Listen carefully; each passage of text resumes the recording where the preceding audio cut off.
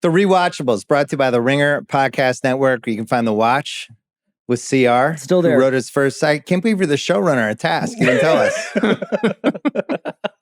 Under the pseudonym Brad Inglesby. That's right. Congratulations. Thank you. Sean Fennessey, Big Picture. Hi. What was Physical Media something council something? Yeah, we had a high council meeting. 4 guys. You're invited to the next one. Well, I just showed you. Make it a big 5. I have a big stack now. Yeah. Are you boosting now? Well, so I keep it low. Are you I don't like to brag about physical media. creatine? So CR came to the most recent episode. Yeah. We've done 1 episode a year the last 3 years, and he walked away with like 40 Blu-rays. Yeah. How did that happen? Because Tracy Letts has lots of doubles. So he brought all of his doubles and gave them to Chris. So if you want to double your stack, think about it. Yeah. 2026. Double my stack. Speaking of doubling stack, we're doing this thing today because it's Redford Month, and we actually extended the month. It starts on September. We're doing 5 Redford movies in the Rewatchables. Some that were always in the hopper to do anyway, but we had to start with The Sting, an iconic movie that won Best Picture in 1973. We'll be back in a second.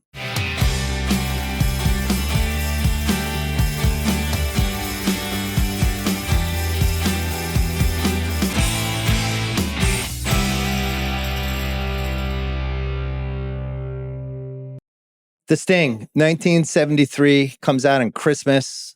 I think my dad said he took me to the theater for this one. I Really? was 4. Not a lot of memories.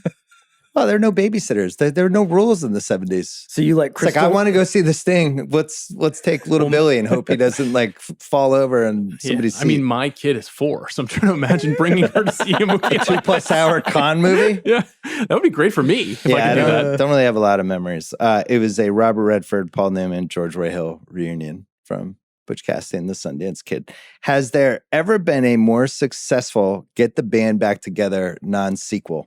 Ooh. I actually did some homework on this, and I thought there'd be more examples than there were, where it's like, those 2 guys, I love those 2 guys.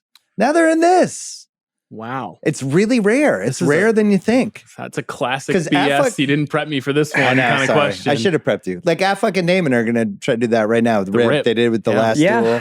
But with Air, it's not the same thing though, right? Like I feel like Well, you could say Dogma was a follow-up to Good Will Dogma Hunting is the Sting to Good Will Hunting's That's right. Butch Cassidy. for Ben and Matt. I was worried CR was going to go with like Peter North and Christy Canyon. So they could immediately Well, they send had a scatter. lot of, I mean, yeah, they had a that lot was of, like- lot of Don't comebacks. That was banger after banger. Yeah. So I did the research on this. And you know, AI now with Googling Oh, stuff, God. they'll just serve you a lot of good stuff. Yeah. Are you getting sure they served? will. Are you sponsored by Gemini, or are you just No. turning yourself over to the machine? No, but there were some helpful things. So it used to happen all the time. It would happen with like Hepburn and Tracy. Yeah. And, like this was how we did it forever.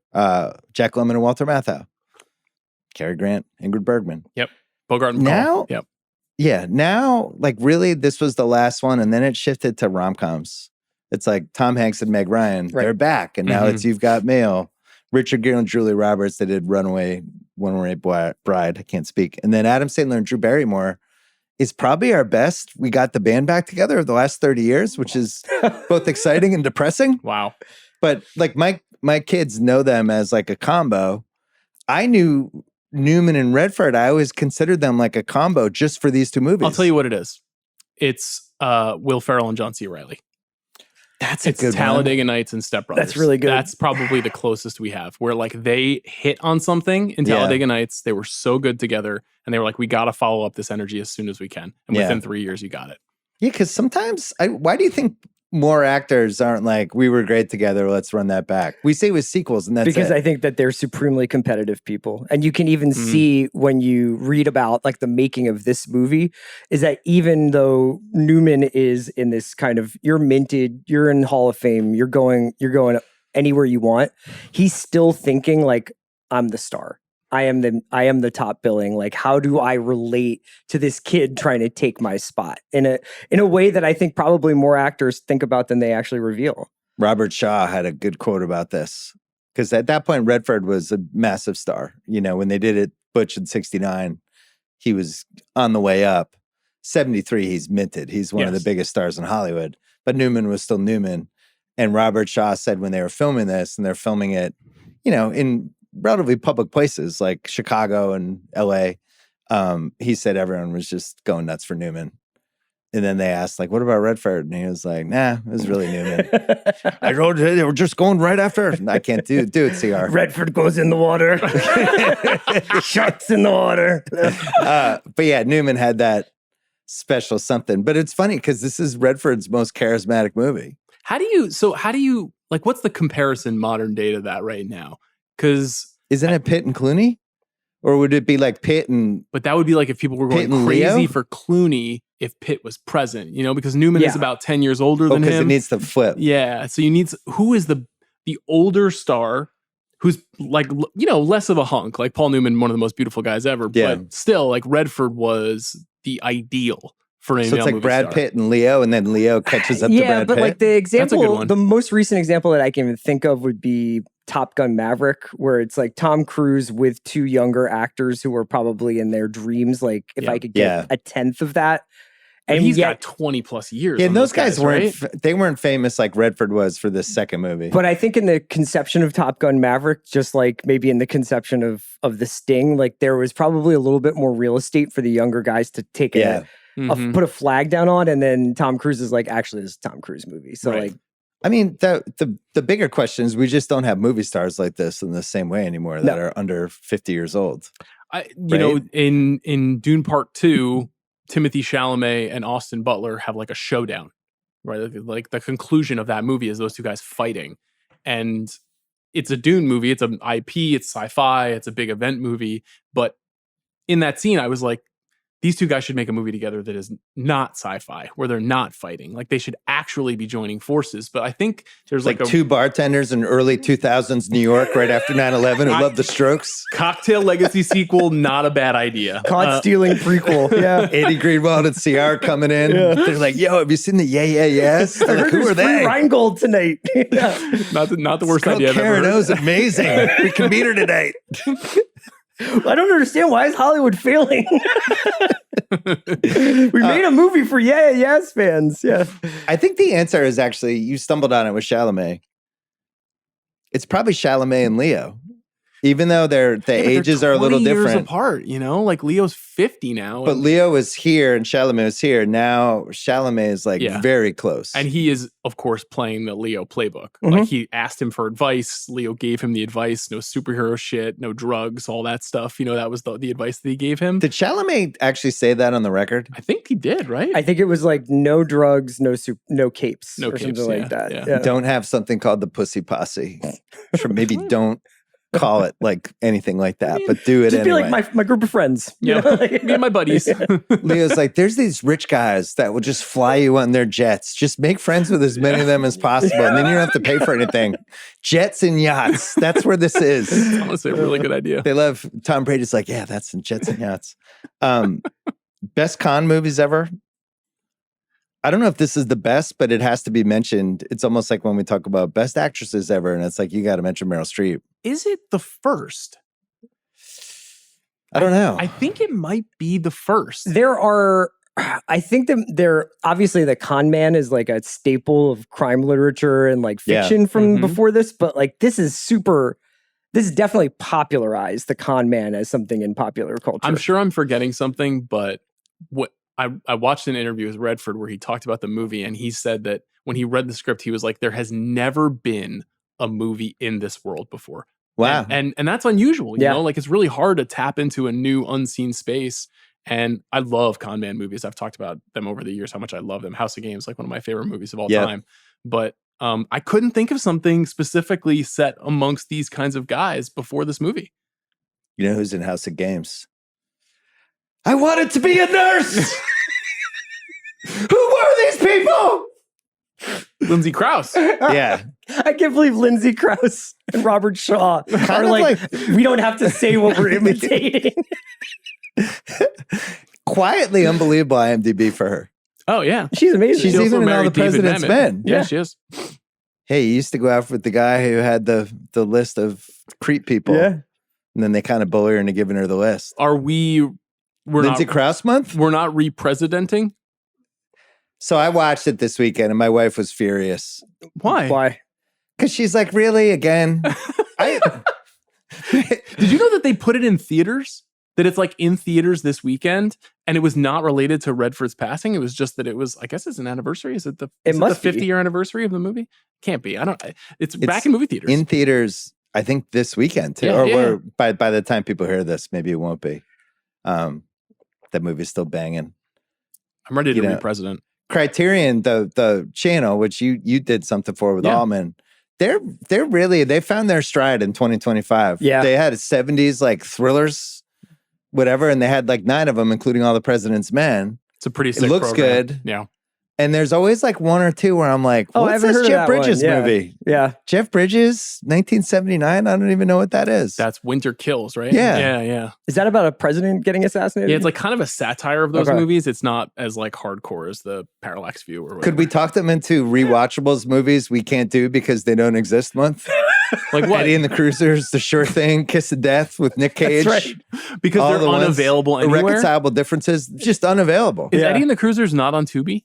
It's not available. It played once on like Cinemax a couple months ago. No, TCM. On TCM or actually AMC. One of them, yeah. And I taped it and was just like, hey, Eddie and the Cruisers literally is broadcast once a year. But you guys were responsible for getting Pump Up the Volume back onto streaming after you did the episode. And it was on Criterion too. That's what we're just trying to spread the word. But we've been complaining about Kiss of Death and some of these other ones for a while. But Ciara and I have Eddie and the Cruisers recorded on cable.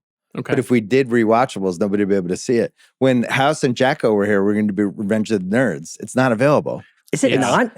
Nowhere. I wonder if it's because some of the material in that has. You think Revenge of the Nerds? Anthony Edwards used some of his ER movie. He's like, we're getting rid of this one. Could be. It's a goner. Best con movies: The Sting, Ocean's 11, Focus, Catch Me If You Can, Color Money, House of Games, Trading Places. Mm-hmm. I would start with those 7. There's a bunch more. Yeah. Like The Grifters and like you keep going and going. Yeah. But I think that's in the vicinity and it usually involves a swerve. I think what's interesting with The Sting, it's telling you what the chapters of it's now or the setup that like it's kind of walking through it, like but in the most fun way possible. Because they have these amazing cards, and it's one of many reasons why I won Best Picture. It's just really well put together. Such a good lingo movie, you know? Incredible. Constantly dropping little vocabulary words that make you understand that what you're inside of. And you can never, I couldn't tell. I was like, is this based on something that is real? Were these real cons? Yeah, I think a lot of the stuff world? When Twist is putting together the team of con men is actually drawn from like, you know, books and stuff about that. But you don't get Usual Suspects without this. You know what I mean? You don't get like the lingo and so that's technically a con movie. Mm-hmm. So there's basically 2 versions of a con movie. I think Focus is the traditional con movie. And then Usual Suspects, ones that have a swerve. Yeah. Right. Like a crime thriller that has a con at the root like of it. Spanish Prisoner. I mean, Mammoth's like really into this adept world. at this. Yeah. So would you let me solo with CR for a second. Go ahead, by all means. I know you'll have some thoughts. I'm gonna let CR cook. I'm gonna put audience. something on the oven for CR. I've spent so much time listening to just you guys talking about movies. I feel very comfortable in this space.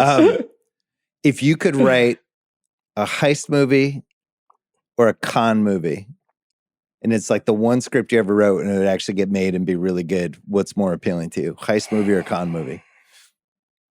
I think a heist movie. Yeah, I knew that was going to be his Honestly, answer. I don't think I'm smart enough to write a con movie. Like sometimes when I watch these, you're not nefarious enough. Well, it's just like I don't think that my brain works in 5 steps ahead logic, which all of these movies essentially like they rely on one person knowing like all the different permutations of someone's reaction to a situation. And I think you can kind of undo the stitching on con movies pretty easily, but my brain doesn't work that way. My brain works like we're not here for your money, we're here for the bank's money. Your money's insured. Don't try to be a hero. Sean would be a con movie. No, undoubtedly. It would be, and it would have multiple poker scenes. Well, it's a nice little sprinkle on top that games of chance are often a part of con men movies. But I also like puzzles and I like mazes and I like magic. Like those are things that I'm actually, that sounds maybe the dorkiest thing I've ever said, but I do like all 3 of those things sincerely. You know, I'm just a man who likes a puzzle. Is this a resume to be in the Prestige Rewatchables? I mean, I love The Prestige. That's like by far one of my favorite Nolan films. It's a good one. So, those worlds are really fun, and con men movies kind of bring in all of those worlds. Like you get to saw some. I do empathize though with what Chris is saying, which is you have to be extremely smart to be able to devise a good con, especially one that makes sense in a movie. Like it's one thing to con a guy out of money in real life, and you can read some of the books that this movie's based on, but to actually make it a coherent, plotted narrative experience, I think is pretty challenging. That's why there's so few of these movies. Do you think that the nature of our digital life experience now has pretty much killed the possibility of a con movie? Because there's so much conning going on. Yeah, because the second you get set up, you could just start a Reddit thread and be like, has anyone ever had somebody come up and ask them for nuclear secrets? But like, you know, like, and also so much of like what we would consider conning or a con 30 or 40 years ago is now phishing emails, or your Amazon delivery just needs your social security number. Please call this like. Yeah. Well, what it was, you know, obviously the origins of cons is in confidence and confidence men, but I would argue that it is now about conspiracy. Like that's really more in the realm of what the cons you find are like. Here's the Ethiopian prince who needs $10,000. Please wire him this money immediately. I had a compelling story. You know? Is it possible people are just smarter now too? It's hard for me to say that they are smarter right now.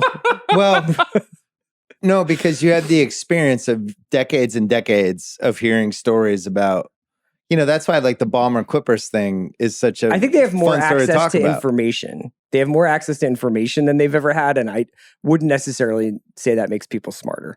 I think it's the same exact premise though. Savvier? Like confidence men lull people into a sense of security.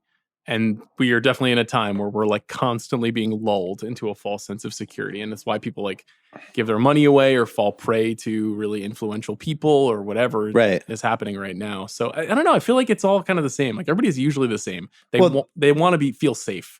The Balmer story. So we're taping this on the 22nd. So who knows if there's like big revelations in the next week. But the Balmer story, if you feel like he actually didn't try to circumvent the calorie cap, it's basically a con story. Yeah. Mm-hmm. Yeah. That's what Mark Cuban's been arguing. He's like, these guys were con artists. They defrauded all of these people. They did all this. We've seen like when, like with the Haktua girl, when she'd had her, her pull the rug move. Yep. Those are basically these short cons. So the cons now are just kind of less fun and more aggressive versus like something like this where it's like, we're going to do a con.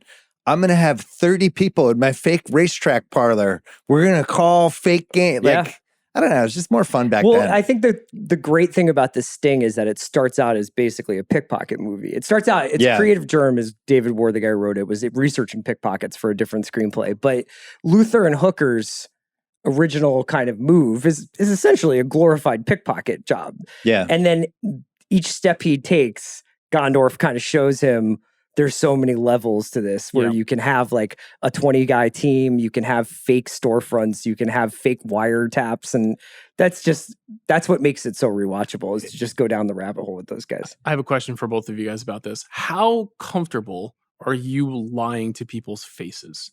Because like my wife says, this is a likely story, she cannot lie. Like when she has lots of tells, I would say. Well, that's interesting. You know, and the big part of being a good con man is never breaking, never revealing. I feel like there's so many bad karma things that go with lying. That's like true. Really aggressively lying. I am always in the back of my head thinking about that, but I would have a lot of trouble just lying to somebody's face. There's two distinctions though. Number one is like there's the version of lying that you lie when you're like, what time did you get home last night? Or like, why is this broken? And you're like, I have no idea. And you definitely know. Yeah. Then there is the version of the lying that these guys do, which is more like theater and also crucially often directed at people who quote unquote deserve it. Like I never took him, you know, what's Hooker is like all mad that he would be accused of taking off winos. Right. He's like, I've never robbed a wino. Like I go after guys who deserve it. You like the code of honor of con artists. Yeah. Why can you lie?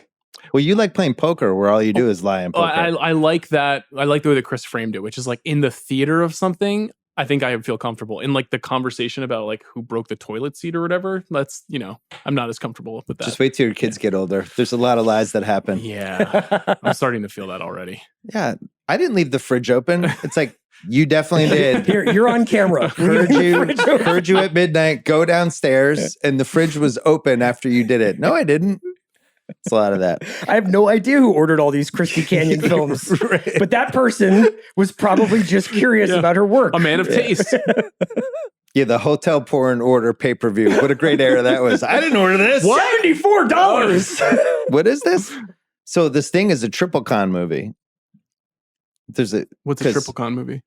There's 3 cons happening simultaneously.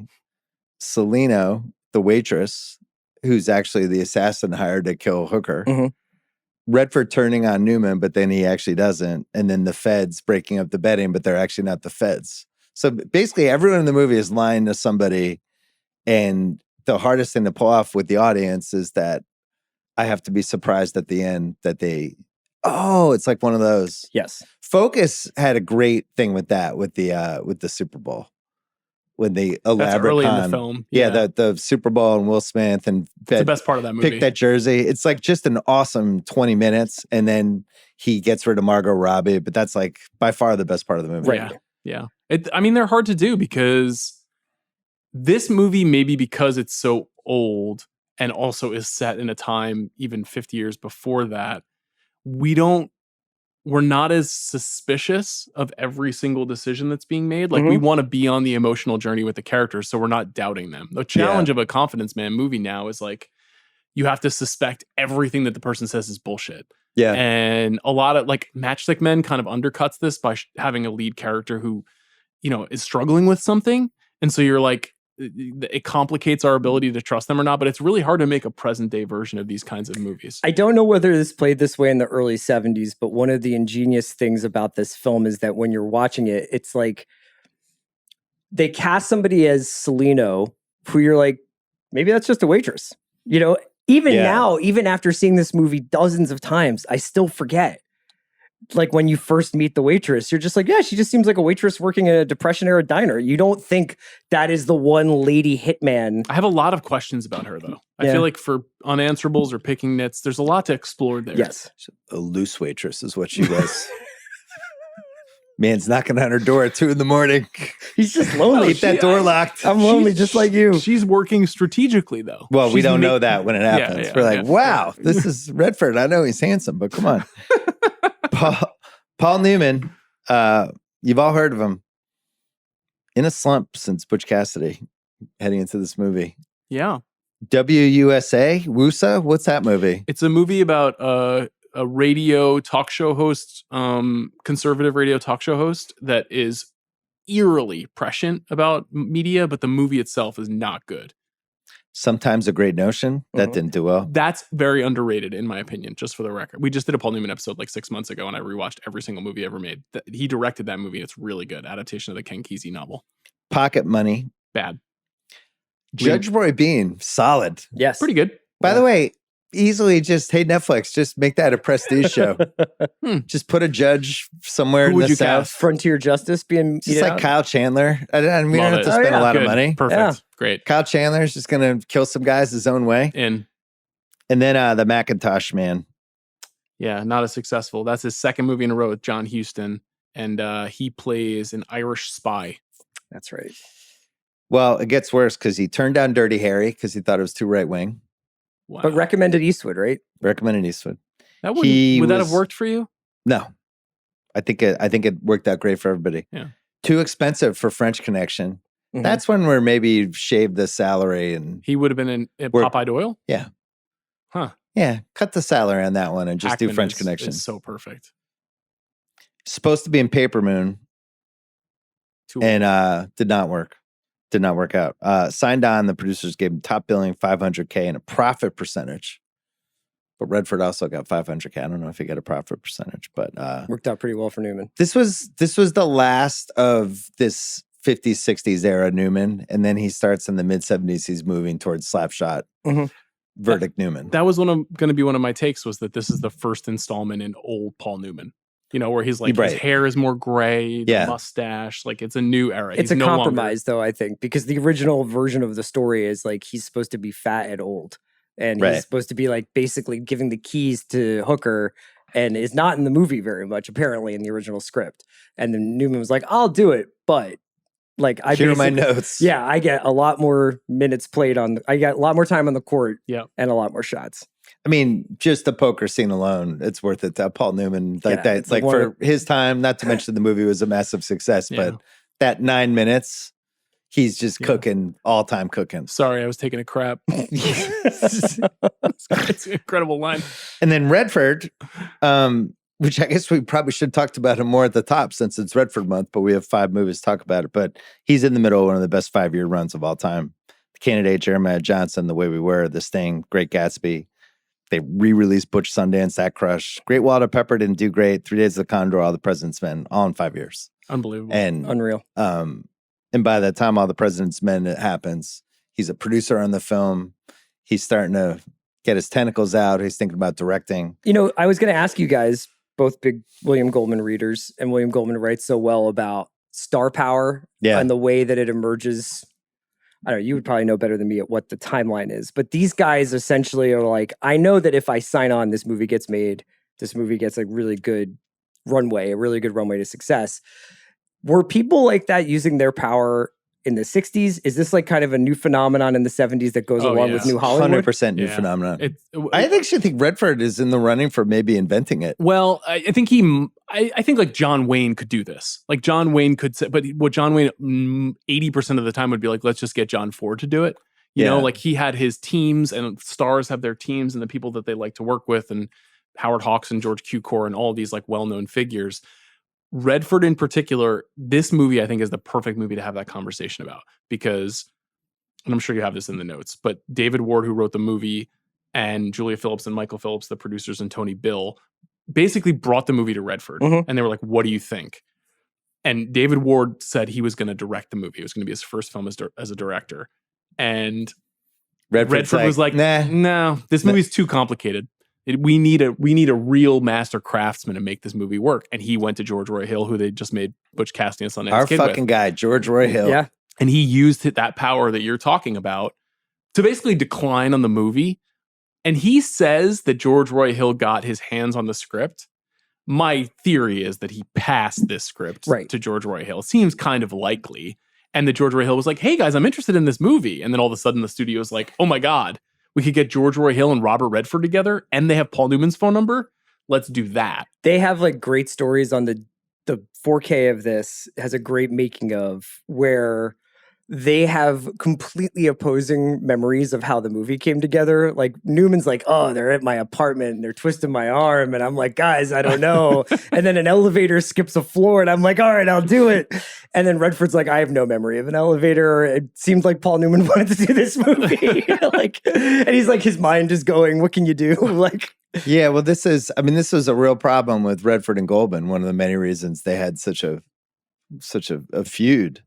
But Redford came up with this whole alternate version of All the President's Men in the early 2010s. And basically it was like Goldman wrote one script and I did everything. And but I do think he had that side of him, which I think it was a little prickly in some ways in Hollywood, because he would just be like, somebody brought me this script, we'll cut that guy out. He's very cutthroat. Yeah. Yes. In a way that I think more actors probably are now.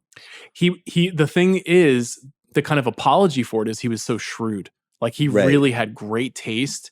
And when he would take a movie like away from someone, he was often putting it in the hands of another really good artist. Yeah. So it's easy to kind of make allowances for it, because he just made so many good movies in a row over a 20-year period of time that he was kind of able to get away with being as intense with this stuff as you're saying. I guess Beatty becomes this at a certain point, right? Nicholson. Beatty was way more transparent about it, though. Yeah. I think he really frustrated a lot of people and was famous on lollygagging around with scripts and being way more cutthroat overtly than Redford was. I think Redford was way more Michael Corleone-ish. Yeah. Like, we got to get this guy out. And it's like, there's stories about Beatty taking like 2 years to say no to something. And and he wanted to kind of lead everyone along on everything. He both of them had the same, not issue, but they always wanted to be the hero. Redford was very, very calculated. There was that famous story about him in The Verdict, where he's like, that guy's a loser. We got to make him less of a loser. And they're like, the guy is a loser. That's how we're making the movie. And he's like, well, I'm out. Yeah, Redford, I feel like both in front of the camera and behind the scenes throughout his entire career really worked hard to burnish this vision of dignity, right? That he was very rarely, and a moral compass. Yeah, exactly. That there was something kind of moving him forward through the universe that was very powerful. And that made him a great star, not always a great actor, because he didn't always play characters that you could empathize with. You know, he always just felt so like heroic and magical and perfect. And that is probably why he's never been in my like personal mega pantheon. Like he's not a top 5 actor for me because he makes a similar kind of movie over a long period of time. Top 5 choice actor though. Yeah, he made great movies. Yeah. I think that Cruise is more part of his lineage, you know, whereas I'm trying to think, I guess DiCaprio would be more out of like the Newman lineage of like, I'm really looking for provocative work to work with really interesting filmmakers. I'll turn my trust over to them and have them depict me how they see fit. I think Redford was like, if people are going to pay to come see a Robert Redford movie, Robert Redford needs to do these 5 things. And it wasn't as locked in as like Eastwood, but it was pretty, you're right. Like, I don't remember the names of a lot of Redford characters, but I remember the movies perfectly. You know? Well, he had a couple moves with the characters, right? Because for a while, he's playing the 1970s versions of the Cruise roles, right? Like Downhill Racer is a Cruise character. You know, The Candidate, you could have seen Cruise potentially in that. It would have been a little bit of a push for him. But 3 Days of the Condor is a classic Cruise movie. I think Cruise easily could have been Hooker. But then he had that... he arguably is Hooker in Color of Money. You know what I mean? Like, yeah, but that's, I think the thing that Sean's hitting at, that there was a spot he wouldn't go to. Yep. Even like he does Brubaker, it's basically Robert Redford.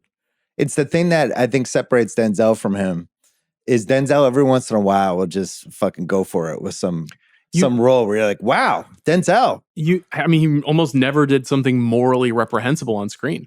You know, like it's just literally not until he was in like a Marvel movie. You know? I know. Like, would Redford have been in Out of Time? Would Redford have been in Flight?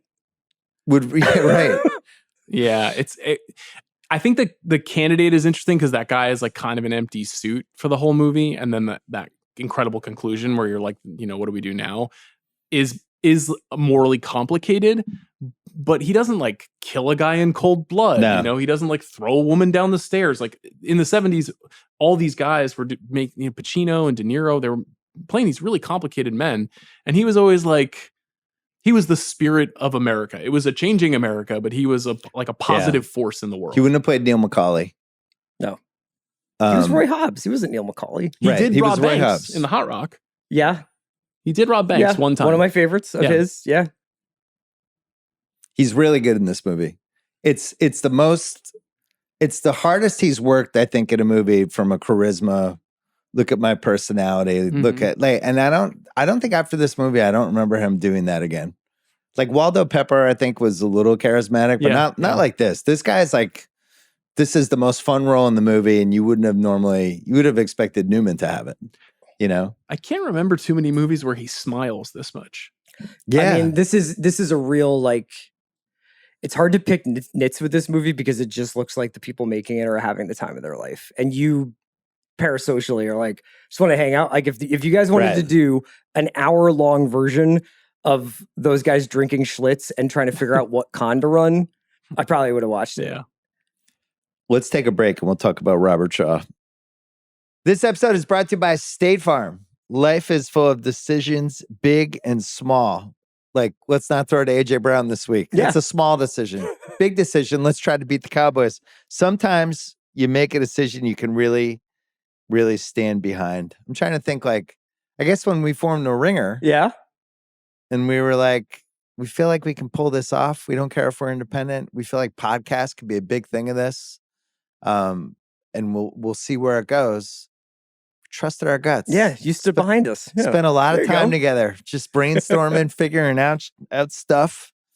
State Farm gets it. Making confident choices can make all the difference. That's why with the State Farm Personal Price Plan, you can choose the right amount of coverage to create an affordable price for you. Talk to a State Farm agent today to learn how you can choose to bundle and save with the Personal Price Plan. Like a good neighbor, State Farm is there. Prices are based on rating plans that vary by state. Coverage options are selected by the customer. Availability, amount of discounts and savings and eligibility vary by state. Robert Shaw, the third piece of this movie. This is not just a Newman and Redford movie. It needs Robert Shaw. Robert Shaw is only 45 in this movie. Unbelievable. Are you older than Robert Shaw in this movie? You're older than Robert Shaw in this movie. Not quite. I'm getting there. I got more gray hair than he does, though. Robert Shaw, 45. I think he polishes his hair with the shoe shine. Robert Shaw makes The Sting, Pelham 1, 2, 3, Jaws, Robin and Marion, Black Sunday in the Deep in 5 years, and then just dies in 1978 of basically natural causes. He dies at 50 because his body was just like, we're done. Can I take a half-ass internet research and put it up here? Yeah. After they finished filming this movie, apparently I had this in the Steven Seagal shitting themselves award for George Roy Hill and Robert Shaw go to West Ireland to party and go on like a 1-week pub crawl bender that ends with Robert Shaw in his underwear playing a guy in ping pong, screaming at him, "One more game, you bastard!" And then he fucking dies. So Shaw was in that class of guys with Richard Harris and Peter O'Toole and Oliver Reed who just like absolutely drank themselves to death. Yeah. Yes. Just could not stop drinking. And some of them, like Oliver Reed, made it to like 75 and was drinking like shots with Yeah. the Gladiator cast. Yeah. Yeah, Hill said he kind of like passed out after a day and a half and then woke up and heard Shaw in his underwear screaming at some dude playing ping pong. These guys are like, we did all the Jaws stuff about him daring Dreyfus and like basically like bullying him to climb up to the top of the boat, and then they had to intervene and like, dude, we're not doing this. Isn't it so funny though? Like, he's obviously a very decorated actor. He's in A Man for All Seasons, right? He's one of the great movie actors. But the more his like life physically is getting out of control, the more exciting it is to watch him in a movie. Yeah. Like the more of a mess he becomes, the more like it's just Quint is intoxicating when he's on screen in that movie. Same thing with this movie. I mean, he's like kind of a one-dimensional bad guy in this movie. He's just angry the whole movie. Yeah. But there's just something about him that you can't look away from. Angry and gullible. Yeah. I tried to do as much Shaw research as possible. Sadly, I couldn't find a lot more than the Jaws thing. But one of the things was Sean Connery was like his natural rival. Oh yeah. He hated Sean Connery and felt like they were like basically Bird and Magic. What was it? Was it From Russia with Love? Yeah, they went up against each other. Yeah. Yeah. And it was like the Scottish Irish thing, but it was just like, that guy's in my way. It's like one of those type things. And there's like just having 20 drinks a whole day. scene in From Russia with Love where he's like, I'm basically your, like he's pretending to be his like counterpart. Mm-hmm. And it's like, this guy could have been Bond. Yeah. This is crazy. Yeah. I miss the days when a 45-year-old could look like him. Yeah. Like, yeah. Like Pilates Sean now. McVay is like 45. Like, you think about it in that context. Robert Shaw looks like he's in his mid-60s in this movie. Yeah. Well, think of the timbre of his voice. It just sounds like he was born in 1740. I'm also trying to imagine Robert Shaw wearing joggers and crushing tape. Yeah, in a Warriad. Yeah. So he dies in 1978. And let's just say there wasn't like a big police investigation on maybe what happened. They're like, yeah, Robert finally died. Yeah. Just getting after it. Supporting cast: Eileen Brennan, Ray Walston, Charles Durning, and our guy Jack Kehoe. We have another category we'll get to later. But Robert Earl Jones is Luther. Yeah. Father of James Earl Jones, who was like kind of in a whole bunch of shit for a while, like 30s, 40s, 50s. He's kind of playing the James Earl Jones part in this movie. Right? Yeah. You know, you can see that they have a connection. So we mentioned the title cards, and then Scott Joplin's The Entertainer was adapted by your guy Marv Hamlish. What a year for Marv. Marv had a huge year. Incredible. The way we were in this, multiple Oscars. He's Barbara's guy, right? Like he's always tinkling the ivories among for many Babs. other people's guy. Yeah. And then it was based apparently maybe on this book in 1940, The Big Con. Yeah, David Marr. Who then sued them, and David S. Ward was still mad about it. David S. Ward, we have that category sometimes where I think you might be involved in the Wikipedia in this because there's a lot of some specific details. But very specific, like, although there was no way they plagiarized the book, they had to settle to avoid the publicity. It was one of those. And then his wife won the Bel Air florist competition. It's like, really? Okay. Very, very strange IMDb, though, because eventually he writes Major League, The Program, and Sleepless in Seattle. Mm-hmm. Yes. Just becomes like He said he was inspired to write this thing while researching Wait, is this pickpockets. David Ward's fifth attached Rewatchables? I think it is.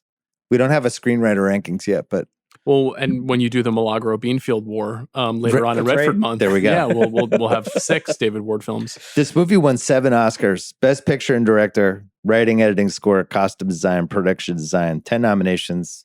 Had a top 10 song and a hit soundtrack. This is one of the higher percentages Academy Awards wise. 70%. Yeah, 7 out of 10 is pretty good. There are a couple movies that have won 11 out of 12. That's the. Are you good with gold this standard. over American Graffiti and The Exorcist? I'm not. It's not better than either of those films, in my opinion. And The Exorcist not winning is a goddamn nightmare. Yeah. One of my Let's- hottest takes is The Exorcist. I knew we'd get into it at some point, and I think we did this when we did The Exorcist. We all like this thing. I like this thing. It's tough because like The Sting for what it is perfect.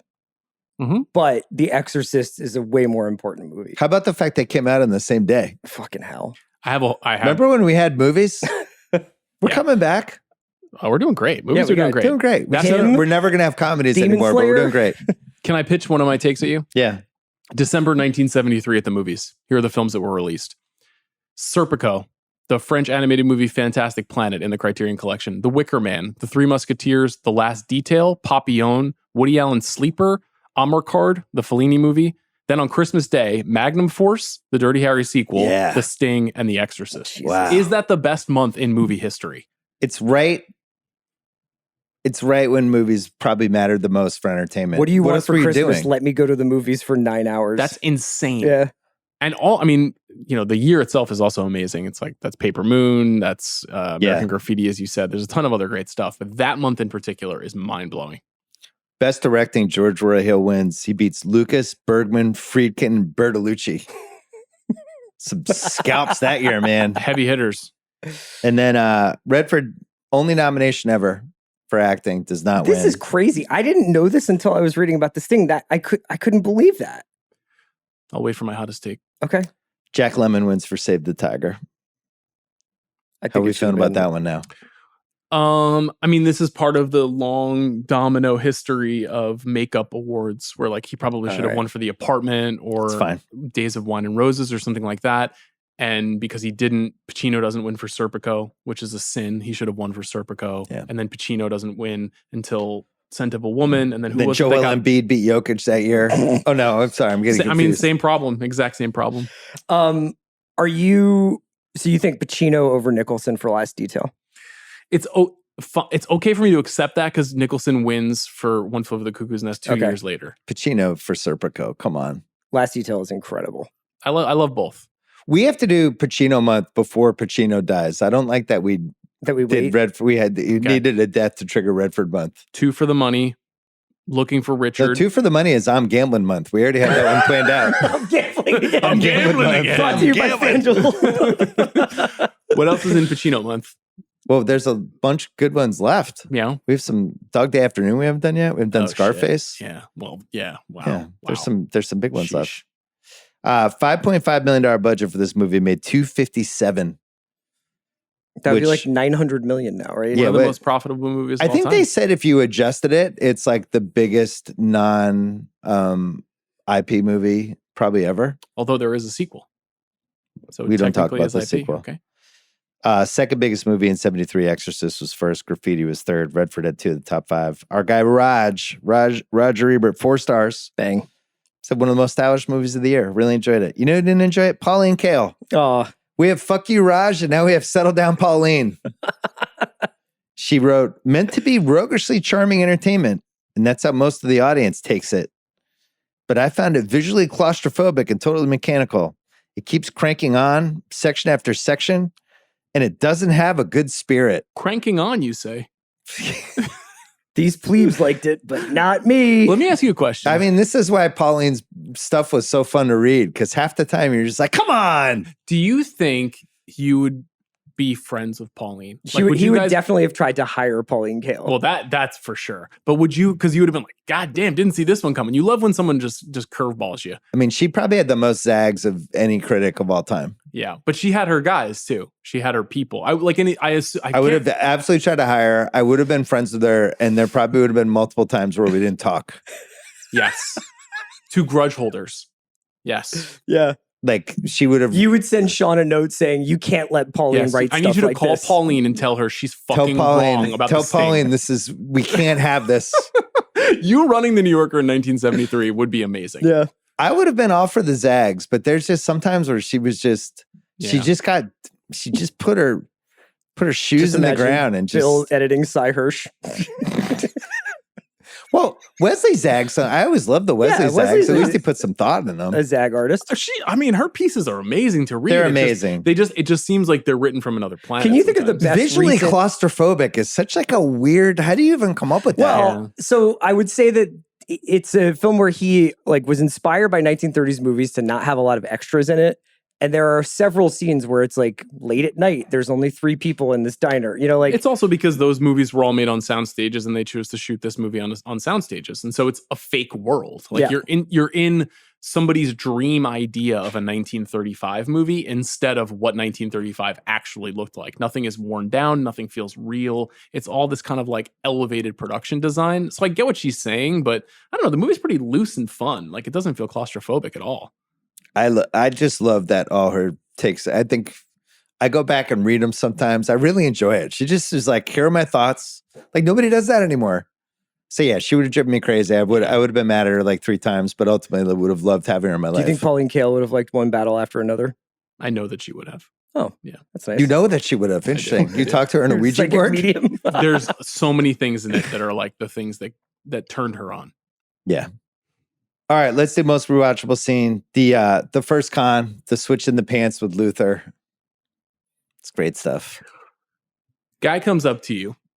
No, this isn't going to work though. And it's he's 1936. Like, give me all the money in your breast pocket. Yeah. And I want to show you what I'm going to do with it. What are you doing? What do you do? Giving You're him the that one who money? carries cash though. I think I only have $10 in my pocket. I used to carry like $500 every day, but I don't do that anymore. I always had no less than $400 on me. Yeah. I was just in Boston for 8 days. I never used a dollar bill. That's what I was going to say. Aside from tipping people, when's the last time you handed someone $20 to pay for something? Yeah, you can't do this thing now because it would be like just be like stealing Bitcoin. somebody's Wi-Fi. Yeah, exactly. Yeah. Yeah. Give me your social security number. A Bitcoin sting would suck. That's my take. Wasn't that what? No, that's not what the Runner was about, right? The Affleck thing. Yeah, that one. Yeah, I don't recall. I really like this scene. It's a good way to kick the movie off. Yep. Fast forward about 35 minutes to Lana getting pickpocketed on the train. Newman showing off card tricks to Redford. The gin trick, which I know CR still obeys. Every time and I then do the Newman watch. playing poker. I think this whole 10 minutes is just, you just got to like make that one long giant scene. Always drink gin with a Mark kid. They can't tell if you cut it. Yeah. Great stuff. You're skipping over Hooker loses at roulette. We can put it in. It makes me mad because I know that they're establishing that he's Compulsive. a loser and compulsive, Yeah. but I just don't think you would bet the 3,000 right away. You can't be a good gambler and a bad gambler at the same time. Okay, You're having a night out. It's like I had this for nitpicks for later. You're paying 500 a hand. Like you're spreading it out. You're not just doing It's that. also good because it's like even though he's hit this big payday, you might as well just light the money on fire. He doesn't know what to do with it. It needs to be a more significant victory than cash. What about the scene when Hooker gives Snyder, Charles Durning, the counterfeit money? I like that scene. I actually don't have a lot of rewatchable scenes, but I do like both of those scenes. Okay. They're like world establishers. Yeah, I was trying to scale it down for the rewatchable scenes. I like both of those though. The poker, there's some nitpicks with the poker we can get into later, but I really enjoy this scene and Newman's hilarious and so fun. And somehow ends up with 4 jacks. It's hilarious in this. Give me the deck with the 3s and 9s. Do you think it was all 3s and 9s? I don't know enough about poker to even guess. I don't even know how they could have arranged that. And obviously, what did he have? He had his jacks up his sleeve, I suppose, for the big win. Yeah, because he kept doing. Yeah, he's up against his body. Yeah. Yep. Somehow his like comic acting in that scene is so great. He was just like looking behind him. I was trying to think how many stars ever are as good in that scene as he is. Like you really need to have the right amount of charisma. You got to be kind of a scumbag, but I'm still rooting for you. Mm-hmm. He doesn't get his ass kicked, which is important. He's pushing the line. There's It's something. just not a lot of dudes. Leo, Wolf of Wall Street, Leo is a little bit That's in a that good one. vein. Sure. There's something interesting about Newman with that, because he was a functioning alcoholic for like 30 years, and he would drink like 12 beers a day, and the whole thing with dipping his face in the cold water, and he does it in 3 other movies. Ruffalo does it in Task. Does he really? Yeah. That's a thing that he did every day, because he drank every day. And in that scene, he's playing drunk, but he spent his whole life pretending he wasn't drunk. So there's like a really interesting dynamic going on there. With Do you think he's like, is he loaded during movies, like when you're watching him? I assume not when he's filming, but Yeah. I mean, the stories are legion of him just crushing every day. And now he lives on in the spirit of my mom. Sorry, not sorry. Hooker sells Lonigan on double crossing Newman. Mm-hmm. It's like, whoa, In the train. is this real? Is this not real? I What's like going that on one, here? yeah. The fake blue note race that Shaw wins, really good stuff. Yeah. We're Love entering this whole other world in the movie. Newman Redford have a good scene with the Revenges for Sucker scene. Mm-hmm. So why are you doing it? Seems worthwhile, doesn't it? I just like seeing them in a scene. Solino, the assistant, gets killed. I think CR was a little sweet on Solino. Yeah. Yeah. Not a Little traditional, Solino not a traditional Hollywood beauty, but It's 2 I think a.m. We're both lonely. Blue plate special between us. Well, she's been around. Yeah. Yeah. Like she could show you some things. Sure. Yeah. She's got a silencer. her getting killed was a silence good. you. Wait, what? She's the assassin. Yeah. And then the final con, really good stuff. You're not going to stick around for your share. Nah, I'd only blow it. My favorite's the poker scene. That's my most rewatchable. Agreed. Poker's pretty high up there. I honestly have one. My most rewatchable scene you did not mention, which is the first time Gondorf and Hooker meet. And Gondorf's Oh, way hungover. yeah. He's like, Luther said I could learn from you. I already know how to drink. Like Yep. every line is perfect. Yep. The two of them jousting is perfect. The obvious affection that they have for each other, but also like you kind of can't decide whose movie this is going to be in that scene. Yeah. And you never really figure it out. And I love Newman in that scene. That's What do you I always go have? back to It's a that. great pick. I would do the poker scene as well for obvious Of course you would. poker reasons. Yeah. What's the most 1973 thing about this movie? It's a hard one because it's set in 1936 Chicago, but I still have an answer. I have one thing. So this is a movie about the Depression, but it seems like a charming throwback because enough time has passed That people have, like, generationally romantic ideas that it about can that seem era. fun. Yeah. Like this would be if there was a movie in 2062 about right now. You'd be like, oh, there's some like, isn't that interesting? Whereas like living here right now, we're like, we live in hell right now. It's a weird time to be alive. But when enough time passes, what feels like the worst thing in the universe has a kind of charm. Yeah. I thought you were going to mention Eddington there. I mean, part of the reason why I like that movie is because I've seen very few movies that are like, it's as bad as it seems. You know what I mean? I want to do a family rom-com about how much weirdly fun the first 2 months of COVID was because you just stuck with your wife and kids. Yep. It was the most time I spent with my kids probably ever for the rest of my life.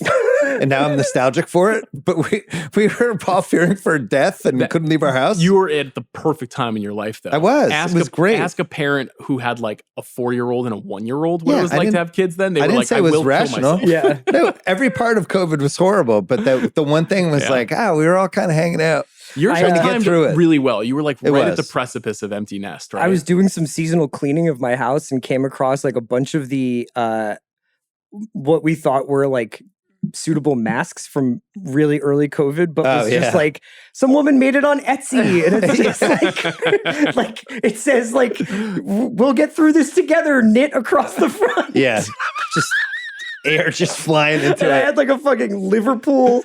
Like, what's the thing on the Survivor that they get? the buffs. Yeah, I had a Liverpool buff, and I was like, this will keep me safe from the novel coronavirus. You've had COVID, what, 8 times now? How many times have you had I it? think I still have it, yeah. You were talking to Newsom a lot back then. That's right, me and Gav. It's like Gavin said, stay away from the beaches. It can really spread there off the water. I was like, How's your pod with Gav going? Yeah. surprisingly, it hasn't been picked up by Gap. Spotify. I don't know. It's weird. only available. That's funny. I have for the most 1973 thing, Robert Shaw not seeming like he's 65 years old because he's actually 45. I just think that's a different era of actor. Yeah. Yeah. You see all these dudes and you're like, and then payphones. Ooh. How it's like a nostalgic version of the payphone in these movies. And now payphone, I notice payphones when I see them in movies now because they're so far removed from society. It is there's some weird sort of to payphone see thing. one. There is one in One Battle After Another, actually, in a pivotal scene in the movie. But I mean, when's the last time you saw one in the wild? I can't even remember. I've seen them in Philly, but they're like completely stripped for parts to the extent that there are any parts in there. Did you write any payphones into task when you were working on the episodes? What stays the best? What do you got, CR? Well, let's see. You know what? Sean mentioned something about like looking back romantically on the 1930s, and I did feel like the thing that's maybe aged the best about this movie is that it inverts everything it's about. So it's like a movie about the Depression, but all these guys are dressed really snazzy. Yeah. And they're like in cool bars and there's money flying around. Loose cash, yeah. This is a movie about like an incredibly anxious, tight situation, and everybody is cool as shit. Nobody's like, movie. I haven't had a meal in 8 days. Yeah, nobody's like, man, I'm really sweating this. What if we fuck up? It's like, hey, kid, what's the worst that could happen? He could kill you. And it's like, that's what makes it work. The stakes are so high, but the guys are so cool. And you watch this and you're like, this is just everything from Ocean's 11 is just drawn directly from this. It's a great take. Good one. I have great clothes in this movie. The 3-piece suits and fedoras, just really enjoyable. Apparently started a little fashion trend in the 73, 74 range with the suits. Would you ever do an episode of this show where we had to dress up like the costume? Yeah, from the movies. We dressed like golfers for Tin Cup. That was fun. Yeah, I don't know if you did. Well, we just were like wearing. Okay. You know, yeah. Just dressed the way House dresses. Yeah. We just dressed like House, basically. I have fixing races, counterfeit money, cheating at poker. These are all very much still alive. All these things that just seem like they were way easier to do once upon a time. Yeah. And now will be way harder. It made me think like, you know, Jonte Porter's probably watching this going, man, in 1936, I really could have been cooking. He would have cooked back then. Yeah, he would have You cooked. could just be, people would believe anything. You just give them fake money. They wouldn't look at it. It is funny. Easier times. Are you ever on like a group text about a game and you're watching it on cable, so you're ahead by like a minute? Mm-hmm. And so you can't because like yesterday I was watching the Eagles on cable, but Andy and Zach were watching on like YouTube TV, and I kept being like, "Holy shit!" And they'd be like, "We're not there yet." But I was like, you could be like, "No, not Jalen Hurts," and just watch them die for a minute. I thought you were going to bring. That looked like his knee. Yeah, that's non-contact. You hate to see that. I thought you were going to bring up how easy it was to identify Tony point shaving in Blue Chips. You know, it's that was 35 years ago, and it was like we just watched the VHS tape, and it was very clear that he was doing it. It was no, man, not Tony. Redford running. He spends a lot of time running in this. He does. Really Cruise-esque good form. Yeah, Cruise. I was going to do this later. I'm happy to do it now. Just best A-list acting runner. Redford versus Cruise. I think Redford has a real case. Also, kind of underrated in the great athlete stars. So we talk about Burt Reynolds and Cruise and all these guys who do all this stuff. But skiing, baseball, I guess he doesn't appear in The Legend of Bagger Vance, but that's a golf movie. Somewhere Gilbert Arenas is like, Redford was a bucket. Who's a better runner than Cruise? Are they in the finals for sprinting? Cruise versus Redford? In the sprinting A-list finals? Is there anybody else? The question is whether or not Redford can go straight into tumbling the way Cruise does in The Firm. You know, straight into like somersaults. I mean, The Firm for 10 minutes, Cruise is sprinting. Yes. He sprints into an office, jumps out of a window, sprints, goes to that tram thing, sprints again. Sprints to Arkansas, basically. Yeah. I mean, I think he's still the GOAT. He's the GOAT of running. Here's another one. What's your best? Pretending to be drunker than you are when you're gambling. I know Sean's done this. Have you? I haven't. It's not really my thing because I'm just not a big talker at the table. Yeah, you got. I don't talk a lot of shit. Yeah. How about characters named Horseface Lee, Slim Miller, Suitcase Murphy, the Boone Kid, Daffy Burke, Limehouse Chappie? I was wondering whether you would put this group up against the Goodfellas nicknames. They're really good. Big Alabama, Crying Jonesy. Big Alabama, crucially from New Orleans, though. Right. And then we have nothing on Nikki 2 times. Yeah. And we also have a Leroy and a Luther and a Hooker. Yeah. Pickpocketing. It's aged the best. Has aged the best. I think it's an underutilized movie device at this point. Maybe because it should almost be phone pocketing instead of wallets. Pick Up on South Street, Sam Fuller movie, incredible pickpocketing scene, and then Linus from Ocean's 11 is like an all-time pickpocketer. Another 48 Hours, really good pickpocketing scene. Saving it for movies I like to hate watch month. What's aged the best? Any train trip with stars where you feel like something might happen? Oh, yeah. The Trading Places corollary. Love it. It's like, oh, we're going to be in a train for a little while. This will be good. That's great. You and Sal should do Guess the Lines, but like from LA train? to San Diego. Yeah. Shaw limps in this movie because he injured his leg playing handball. That was the official explanation. And they just told him to use the limp for the character. You think he just fell down a staircase after 9 scotches? From what we know about Robert Shaw, would you go with door A, handball, a handball accident, or door B? Yeah. Door B, 38 drinks on a Sunday night and fell down a flight of stairs. I don't know. What's aged the best? Not only Schlitz in bottles. Schlitz was the biggest beer in America in the 30s, but also guys drinking beers because it's too early to start drinking in the morning. So they'll have like a beer for breakfast. Yeah. Right. That's what I do. Do you think that just everybody before like 1964 was shithoused the entire day? I mean, that's basically what Bad Man's about. Can we talk? Let's talk about drinking for a second. But then they all died when they were like 51. So, okay, this is my thing. They got the most out of life, though. I know you don't drink as much as you did when you were in your 20s and 30s, right? Fair to say? No. So not even close. Fair to say. Like, definitely not. So neither do I. And I know you don't either, right? I mean, you've never been a tonnage drinker. I still drink 5 days a week. CR's in black tar heroin now. That's right. It's cleaner. But what happens to your body where you get to a certain age and then they're like, if you cross the 2 drink threshold, and they're like, no, I will make this really hard on you the next day in a way that you never, ever understood it. What is because these guys who we're talking about, when I was growing up, I was like, well, this is what men do. They have 8 drinks and it's fine. But then you learn a little bit more about life and more or less you die at 50 in your sleep when you drink this way. Like it's just not. Or playing handball. It's not. Yeah. I think it's pretty simple. The more you drink, the worse you sleep. And the worse you sleep, the faster you die. Okay. I'll go with that because I definitely sleep much worse when I drink now as opposed to even 10 years ago. Especially if you're having like 2-3 glasses of wine, just the sugar from that. If you're having a little later, like, you know, up. I mean, we were, I saw a bunch of my, bunch of buddies this summer for different reasons, including my old high school buddies. And we would talk about how we would drink Jack and Cokes. But then I would have like 6 Marlboro Lights, and I'd have 8 Jack and Cokes, and then I would wonder why. Like I woke up at 4:30 in the morning. Well, then I would clean out some Moroccans playing pool. But I'd wake up at 4 in the morning with my thinking I was going to have a heart attack. Yeah. Like, oh really? Yeah. That's maybe maybe a draft 8 diary. Cokes. Yeah. And 8 Cokes and cigarettes. It is like a real confrontation with middle age, though, where you're like, I had 2.5 drinks.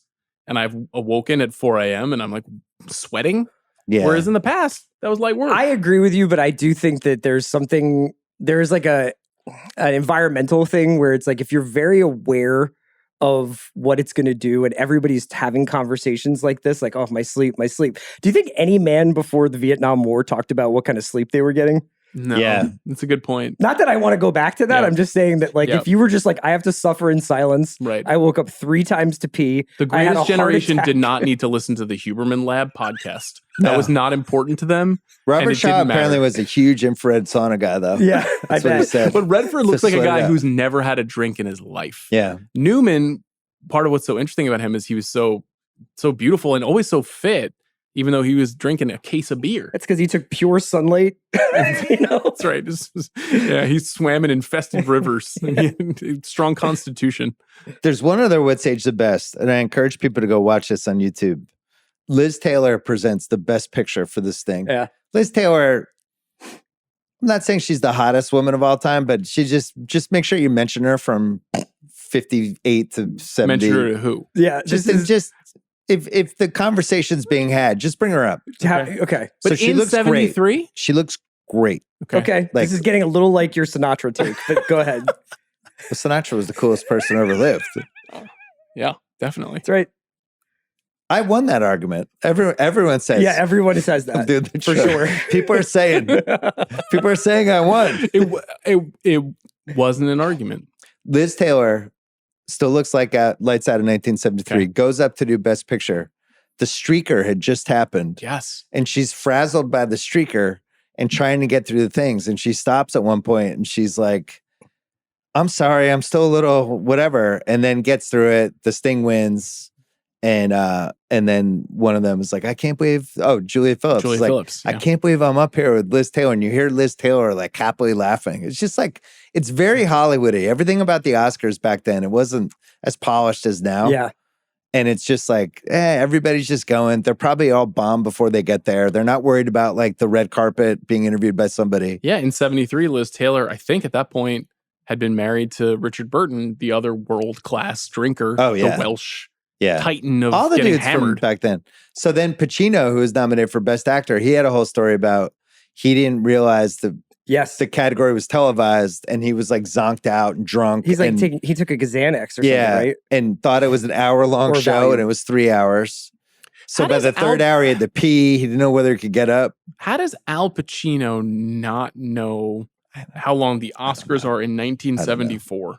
I don't know. There have Doesn't- been 2 Godfather movies that he is the star of. That were Yeah. he's nominated. I But don't if think you're he was on at those. Valium, you're just like, I guess. Yeah. So he was saying he hoped he didn't win because he thought he was like incoherent. Yeah. But when he gave the he was speech. treating the Oscars like it was a Starbucks drive-through. He's like, I'm going to wrap this up in like 20 minutes. We'll be back out on the road. Yeah. It's like, you've been to the Oscars like 5 times. This sounds like the best Oscars you could have gone to. It's a It pretty sounds good like one. it was the craziest. The Streaker was fun. Where does David Niven rank in your all-time hosts? Because he was the host and he was the one who had that, Lower. that Streaker, crack right? about the shortcomings with the Streaker. Yeah. Yeah, I have him low. Low. Because he was British? Yeah. David, I think, put close some bars with Robert Shaw. For Oh, sure, yeah. For sure. We'll take one more break and then we'll do the mini categories. Okay. Big Kahuna Burger Award for Best Used Food and Drink. The fake gin. Who That's what I beat have. that? I had the blue Plus, plate we learned special. something. Just Oh, what? Like, have you guys ever had a blue What was plate? on it? I don't know. He should have had the meatloaf, but Okay. she was like, it wouldn't be much better. that was my dad's podcast that we never gave him at the Ringer. That's right. The Blue Plate Special, I was going to call it. Great Shot Gordo Award, Most Cinematic Shot. What do you have? I actually went off book here and did Wonderful Edit Willie for William Reynolds, Hollywood editor, who did Sound of Music. And See, our zagging like Pauline Kael Day the right now. Earth Stood Still, Yeah. Godfather. Just the use of wipes, makes the movie kind of feel like softer than it probably would have been. It's very gritty content, but it's like a very beautiful, like Great kinda- Edit Willie. yeah, That's Great good. Cut Willie. Wonderful Edit Willie. Wonderful Edit Willie. Yeah, He used the iris transition Yeah. as well, right? Where the screen shrinks down. Good one. Kid Cudi Pursuit of Happiness Award. It's got to be The Entertainer. yeah.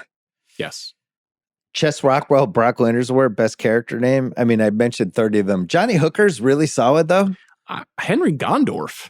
I feel like you hear that name and I can see Newman in my head right away. I do think if you were going to close your eyes and think of an Irish mobster, Dale Lonigan is like as close as you could get. Pretty good. What do you have for a flex category? I had Den of Thieves, Benihana Award for scene stealing location is the Carousel Whorehouse. Just You love a good whorehouse in a movie. Now, is the idea there that you get a ride on the ride? Like, what's the is I there, think is that there like there's a some little cross bit of- promo? yeah, but I also just really love the idea that it was like the girls aren't busy tonight. Can they ride the carousel? Can you imagine Okay. just going downstairs seeing a bunch of hookers on? You really got to like wipe down those horses on the carousel. I don't think in though, the you know? 1930s they were They worried didn't have about like disinfectant that they would put on transmission there? that way. Okay, got it. There's parts of the 1930s that just sounded great. Yeah, 90% of people cards. having to yeah, clap. though. syphilitic whorehouses. Yes. That part, baby. Yeah. Um, Drinking 16 Schlitzes. yeah, those Schlitz in the bottle look I'd love really to take tasty. $500,000 off of an Irish gangster. You Yeah. know, that sounds really fun. Butch's Girlfriend Award for Weak Link of the Film. I have one. Yeah, I have one too. So there's like it's hard to explain this, but there is a subplot of 2 other hitmen pursuing Hooker. It's Cole and Sullivan. Yeah.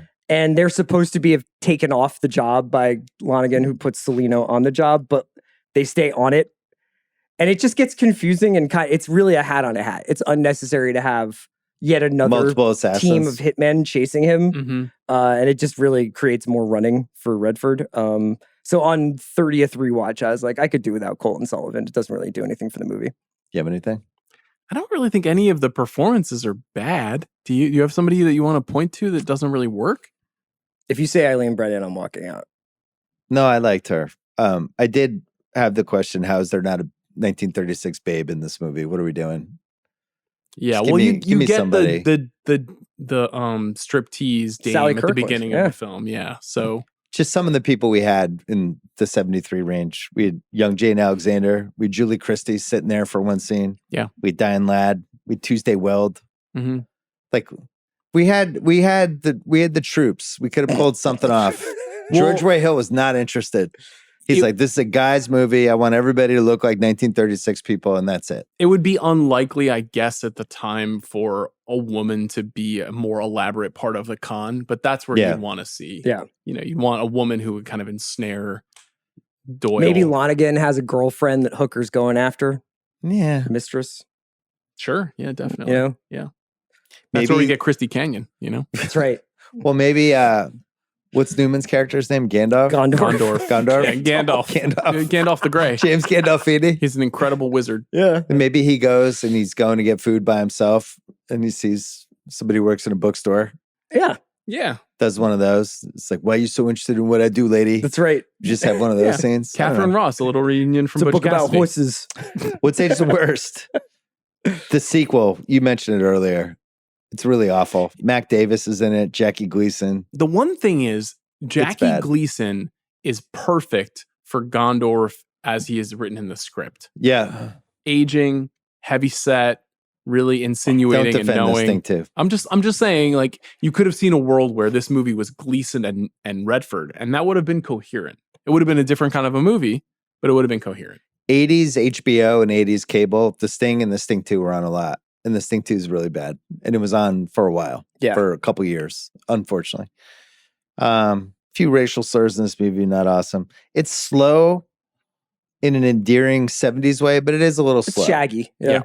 Like I don't know if my son Ben Simmons is making it 2+ hours. After the Blue Note scene, it kind of takes its time. Well, because it's like they insist on doing another bet before the Sting. Yeah. Where he's got to get like more information. A long time. Yeah. There's a lot of Ray Walston helping him set up the situation.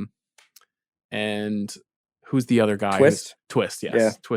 Kid Twist. This is what what it said in Wikipedia about the author of The Big Con selling them and settling out of court for $600K. This is just the Wikipedia excerpt.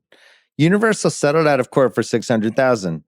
Irking Ward, who resented the presumption of guilt implied by an out-of-court settlement done for business expediency. I didn't know that there was a whole it's a lot cottage of information. Industry of people who kind of trail behind big scripts to make these plagiarism accusations. We just saw this, right, with the Dave Franco, Alison Brie movie together. There was a big suit about that, the plot of that movie being lifted from another writer. I wanted to sue to get my 100 minutes back. The movie fucking sucked. Listen, I wasn't a big fan either. I didn't sue when they stole The Purge from me. They literally stole The Purge. Yeah, I created The Purge.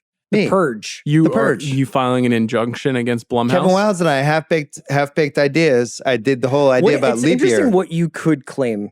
You know, diaries. I said on leap year there are no rules, no crimes. It's one day. I did a whole thing about it, and then The Purge happened. Don't you know Grillo? I could you ask him about it? No, I did. You know, no bad ideas in a brainstorm. But yeah, you're right. This is a cottage industry. Yeah, that's the thing. I mean, if you want to shift the sort of business strategy of The Ringer full stop to you suing guys who had ideas that you had 10 you years watch earlier. the idea of leap year and you watch The Purge. I'm just saying. Okay. I'm just saying. They also apparently plagiarized some 1958 Maverick television series episode with James Garner. Oh, there was some stuff. There was also some another great con man movie, inspired Maverick. by a Orson Welles radio play, The 3 Lives of Harry Lime. There's some similarities apparently in the story. It's a con movie. Overacting award. Redford dialing up like 2 or 3 times here in uncharacteristically for Redford ways. Kehoe? Well, that's his thing, though, right? Kehoe kind of. Come on, Chancellor! Yeah. But even before he's doing the con, like in the bar with Charles Durning, he's laying it on. Oh yeah, when he's like, he enrolled in detective school. Yeah. I got Lonigan being like, the name's Lonigan, don't you forget it. Did you think Ciara would be talking like Robert Shaw this whole movie? I was hoping. This whole pod? I'm just mad we're not doing Irish Mob Month now. What else would be in the mix there? State of Grace. I knew you were going to say Bruges? that. Yeah, in Bruges, yeah. Got a fourth one? No, not off the top of my head. Okay. Do you? I guess The Irishman. Yeah, sure. That works. It does work. You have a flex category. I'm going to call my own number and do a criteria orgasm. Ooh. I had it, just in case you didn't do it, I had it for later, but let's do it. So the rigged black 22 on the roulette wheel, where Hooker loses in that scene early in the movie, is the same spot that Rick Blaine uses for both Captain Renault and the Bulgarian couple to set them up to win in Casablanca. A very purposeful homage to Casablanca. Wow. Well, criteria orgasm. Yeah. The CR thinks Luke Wilson could have been Harrison Ford. Hottest take a word. I have one. I have one as well. I kind of tipped my hand with this is an all-time classic, but it should not have won Best Picture. Yeah, okay. I don't even think that's that hot of a take. I wonder if Exorcist should have won. Movie is less rewatchable. I shouldn't say I wonder. It's the hottest take. This movie would be less rewatchable, but more interesting if Gondorf betrayed Hooker or vice versa. There was some actual real tension, and it wasn't all like play acting for. I think its great success is because of the spirited vibe you walk out of the movie on. It's happy, and you're like, yeah. But I did it. I think this is not my hottest take, but it is something that I felt watching it. I think this movie is best seen every 10 years because you made this point earlier. If you forget a few of the plot moments, it's more fun. If you forget that the FBI is fake. Yes. Because if you know the FBI is fake, you're kind of like, all right. Like, or if you forget Celino. I just forgot Celino. Yeah. I had forgotten. I forgot. I hadn't seen it in 9 or 10 years. I remember that there was an alleyway shooting, like where Redford thinks somebody is walking towards him and then they get killed, but I couldn't remember. There's some every 10 years club. Yeah. That's Usual Suspects. Another good example. The more details you forget, the more fun it is to revisit. My hottest take is, even though it's his only nomination, this wouldn't make my top 10 performances for Redford. And I think he's better in many other movies. And it's weird that he was never acknowledged as a great actor because he's great in a lot of movies. Can you think of the example of I can't believe he wasn't nominated? 3 Days of the Condor to me is one where it's like, that's a really tough performance. And he's like, he's a guy, if you compare what he does versus Beatty in the Parallax View, Beatty is like incoherent. That's a super cool movie, but the performance that Newman gives or that Redford gives is so interesting in that movie. Plus, he's iconic in The Natural, stuff like that. That like, how did he not get recognized for those kinds of movies? And I love him in this, and I think he's really fun. I just think he's a little too old, and Newman is a little too young. And so him being like the kid, he's supposed to be like 19, 32. And Newman's supposed to be in his. That's the whole 60s. Redford did that for most of his career, always playing somebody he was 10 years old to play. Rewatching All the Presidents, he's fucking amazing in that movie. He's another one he would have been great for. So, but unfortunately, that was like the most load. I guess he probably could have took Giancarlo Giannini's spot. Yeah, was that for Seven Beauties? I just thought he was so good in that movie. That one long scene when he calls Kenneth Gall, whatever. He's doing the little but then the other guy calls, and then he has to put the guy on hold, and it's just all one shot, and it's like 7 minutes. Is that I have a wife and a child and a dog and a cat? Yeah. He's fucking crushing it. One nomination is weird. It's a tough one, though, because like we do this with sports sometimes when somebody only wins however many MVPs, and we're like, how did that happen? Like Kobe, they do this with Kobe, and it's like, well, go through. Yeah. Because there's probably one more he should have won, but other than that, I mean, Embiid, how did he only win one? Yeah, what I'm gonna do with Embiid. My hottest take. So there's a setup for this. There's a story about Newman and Redford drove Porsches and loved them. They're both big car guys, and they became like lifelong friends. Like they loved each other. They actually like looked for a third movie forever, never found it. At one point, they lived like a mile from each other in Connecticut, and they were like legitimate boys. And one day, Newman stole Redford's Porsche on the set and hid the car and made Redford think someone stole it. And then it was revealed that, no, here it is. Ah, big laugh. He also had all of these pranks with George Roy Hill that went back and forth and led to him sawing George Roy Hill's desk in half. And then he basically won the pranks. Did Clooney get all his prank shit from these guys? This is my hottest take. Where did we go wrong where pranks stopped being cool and just became fucking weird? Because in the 70s, everyone had a great time with pranks. But it would be workplace harassment. And now it feels like, it's workplace harassment or somebody trying too hard. Yeah. As you know, my active favorite current meme by far is utter woke nonsense. And I share that meme as often as I can. And being anti-prank is utter woke nonsense in my mind. Like if CR snuck in your house and stole all of your Blu-rays. Yeah. That would take a long time. All right, he stole like whatever he thought your favorite section all my grails, yeah. And you just lost your mind, and then it was like, no, I actually have them. You'd be like, you fucking psycho, why'd you do that? Like, something shifted with pranks. I would call the police and tell them that I was robbed. I don't know whether the internet changed the tenor of pranks. Yeah. Or was Ashton Kutcher's punked when he made Justin Timberlake cry that time? That's right. Yeah. But it's somewhere between punked and now, pranks stop being cool. You're not a big prank guy. I don't know. I think that would be the level of like, I would have a hard time lying, like pulling off a prank. Okay. But I do find it interesting, the idea of like, I think we're all just worried about like, if I just sawed a desk in half at Spotify, would I just immediately like not have access to Slack? You know, like. Just saw Jeff Chow's desk in half. It's like, what happened to Sarah? He was playing a prank. Yeah. Casting what ifs. Jack Nicholson offered the lead role, turned it down. His quote afterwards was, I had enough business acumen to know this thing was going to be a huge hit, but Chinatown and The Last Detail were more interesting films to me. Just sucking up to Sean. It all worked out. Yeah. It's hard to argue at that point. I do think he would have crushed this movie. It's the kind of movie I wish he had made in the 70s or 80s that he just didn't. He just has so much native charm. He would have been great. Sterling Hayden turned down the role of Doyle, didn't want to shave his beard off. Richard Boone. Sterling Hayden, Richard Boone also dropped out. Yeah. We are going deep back. Best That Guy award.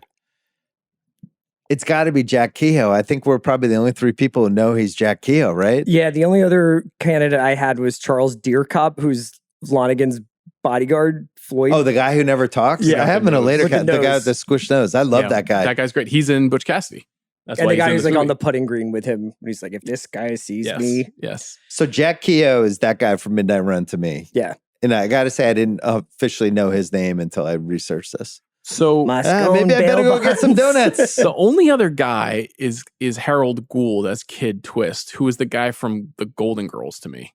Oh yeah, he was on, and was he on Maude? He was on another show in the 70s as well, but I knew him as the guy from Golden Girls. Better go get us some donuts.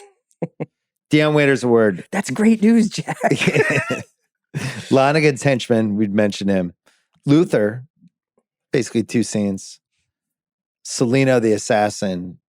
Eileen Brennan's eligible, and I really like her in this movie. She's great. Oh, you don't think she's in too much of it? Maybe awesome. she is. So the answer is probably the henchman. Who doesn't, I don't think, have a speaking line. I wanted to put up Dana Elcar as the FBI agent. Oh, yeah. Polk. I feel like he's really good because when you first meet him, you totally buy him as the movie is really good at selling you on the FBI's thing. Where it's like, of course, the FBI would be set up in this like abandoned warehouse. That's just what the FBI does. Yeah. But then, in fact, you see that it's actually easier to set up a false. And Gondor says in the here. beginning, like the feds are on to me and all that stuff. Yeah. I think my vote goes to the henchman. Okay. Because he has no role and no lines and somehow stands out, even when he's behind Newman in the poker scene. And he's just got that look on his face. It's just, I think it's really hard to stand out with no lines. Recasting couch director City. Can I offer you Jane Alexander as Celino the assassin? Yeah, sure. Okay. Just a few years before All the President's Men. Yeah. Half-assed earned research. Hill really wanted this to feel like the 1930s, watched a bunch of gangster films and realized none of them had extras. And that's why this movie, the street seemed so empty. Thought it was claustrophobic, yeah. Yeah. Which I thought was really interesting because this movie really didn't need extras. But now if they made it, it would be like Gangs in New York. There's just like people everywhere. Yeah. That is interesting. I mean, it never really bothered me. It never occurred to me, why is this not bustling Chicago the way I'd hoped? It feels manufactured on purpose. Yes. Yeah. A lot of the cars in this movie were real period cars. And Tony Bill got a lot of them, right? Yeah, the producer found some of them. Snyder rejects Billy's drink by pouring it on her hand, and it was an accident. And they improv'd it, and Eileen Brennan was annoyed. There you go. The movie's filmed in the diner is the same diner that they use for Back to the Future when Marty McFly meets his father and calls Doc Brown, because it's right on that Universal lot, which I don't know if you've ever been to. I have. But it's pretty cool. Like it's a great tour. Yeah. And then Redford had a broken right thumb from a skiing accident and was supposed to be in a cast, but didn't have one, and is using a lot of stuff that isn't with his right thumb during the movie. Wow, the downhill racer returns. Yeah. This is what Robert Shaw said about Newman. They all recognized Newman, to be sure. Everyone would come up and kind of swoon over him, but they didn't in Redford's case, not at all. Do you think it's just fucking with Redford? That's a weird Obviously story. didn't like Redford. Yeah. Marv Hamish, 3 Oscars that year. And he's like, I'm going to dominate the next 30 years. Who could possibly come in and take my spot? And John Williams was like, here I come. So Marv's Oscar for this movie is a weird one because it's best scoring adapted. Yeah, which is adapting Scott Joplin's music. Yeah, right. Which is not something that exists anymore, and you don't hear about that. In fact, if you're adapting previously used music, you are ineligible for the best score Oscars now. He's like, what if it goes... Da, da, da, da, da, da. They're like, yeah, Marv, crank that out. I did like that tidbit that Ward said where he thought this was should be like a 1930s Chicago blues movie. Yeah. And, he wanted it to and that sound Hooker a had certain grown way. Up with like black friends, and that Georgia Roy Hill was like, actually, no, it's ragtime music. That's what we should be playing, even though it takes, that music was popular 20 years before this movie takes place. Julia Phillips, first woman to be nominated for and win the Academy Award as a producer for Best Picture. She has a great... And wrote a book. Yeah, and she has a great anecdote about everybody negotiated the font or the thickness of their name in the credit, except for the producers, and it wound up being like very, very thin. Like, so it just seems like everybody else is more important than them. And then she tried to snort the font. Redford... Gotta laugh out of a hell no. Yeah, you like that.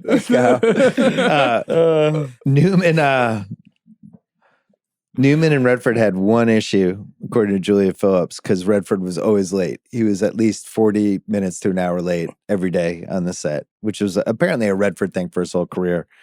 And she said one day Newman tore him apart for it. Paul was the bigger star, and he said something like, "What are you, a movie star?"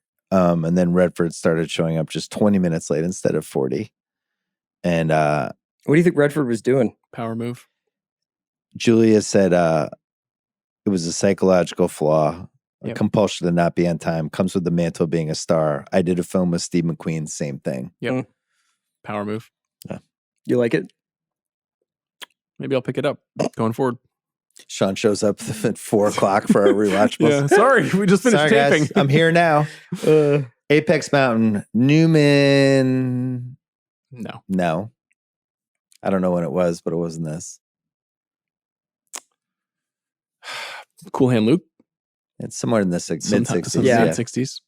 Mid-60s. Redford, I think, yes.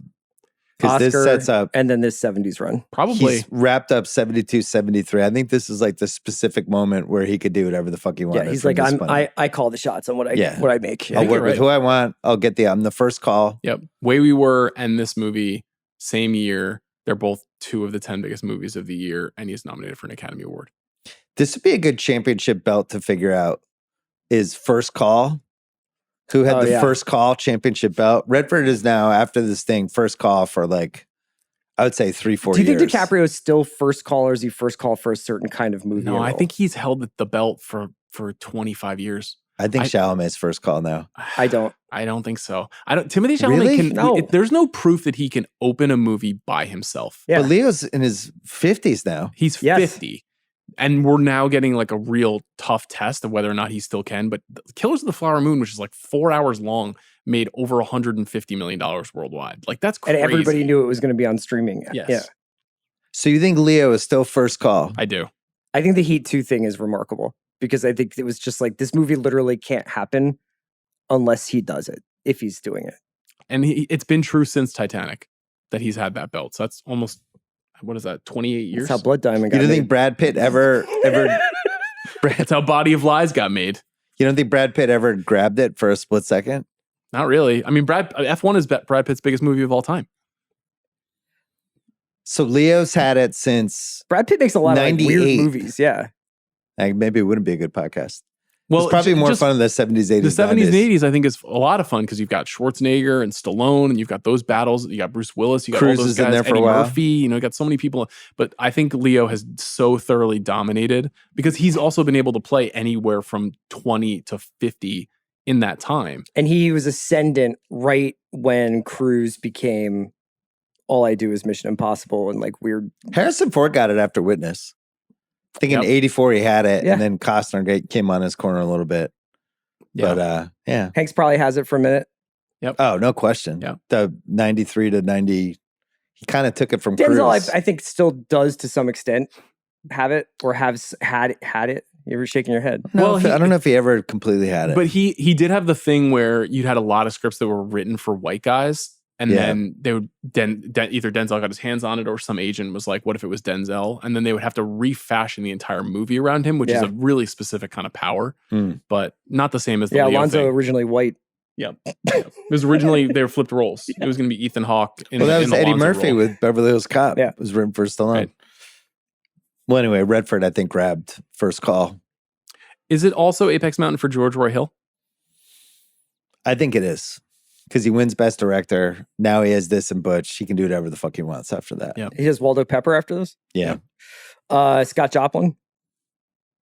Yeah, probably. I don't think a lot of people knew ragtime music before this. Not a ton of people. And Marvelous Marv Hamlish. Yeah, definitely. Probably. Definitely. Eileen Brennan. I always say Clue. I love her in Clue. She's Oh, amazing yeah. in Last Picture Show. It's weird. I would say Private Benjamin. Great in that too. Because she Is she nominated for that? I think she might have feel been. like she was nominated. She You was awesome. You might be in Private right. Benjamin. Which I guess that would probably be it. She really just like walks up and down a hallway in this thing. She's incredible, but she doesn't. She just has great presence. Yeah. She's a good screen star. It's also awesome. Every time she leaves a room, Newman like stares at the door for like a beat. Yeah. That's his soulmate. Yeah. She has a very 1930s kind of face and look too. She's a good fit for the Yeah. madam in 1930. 1930s Chicago movies.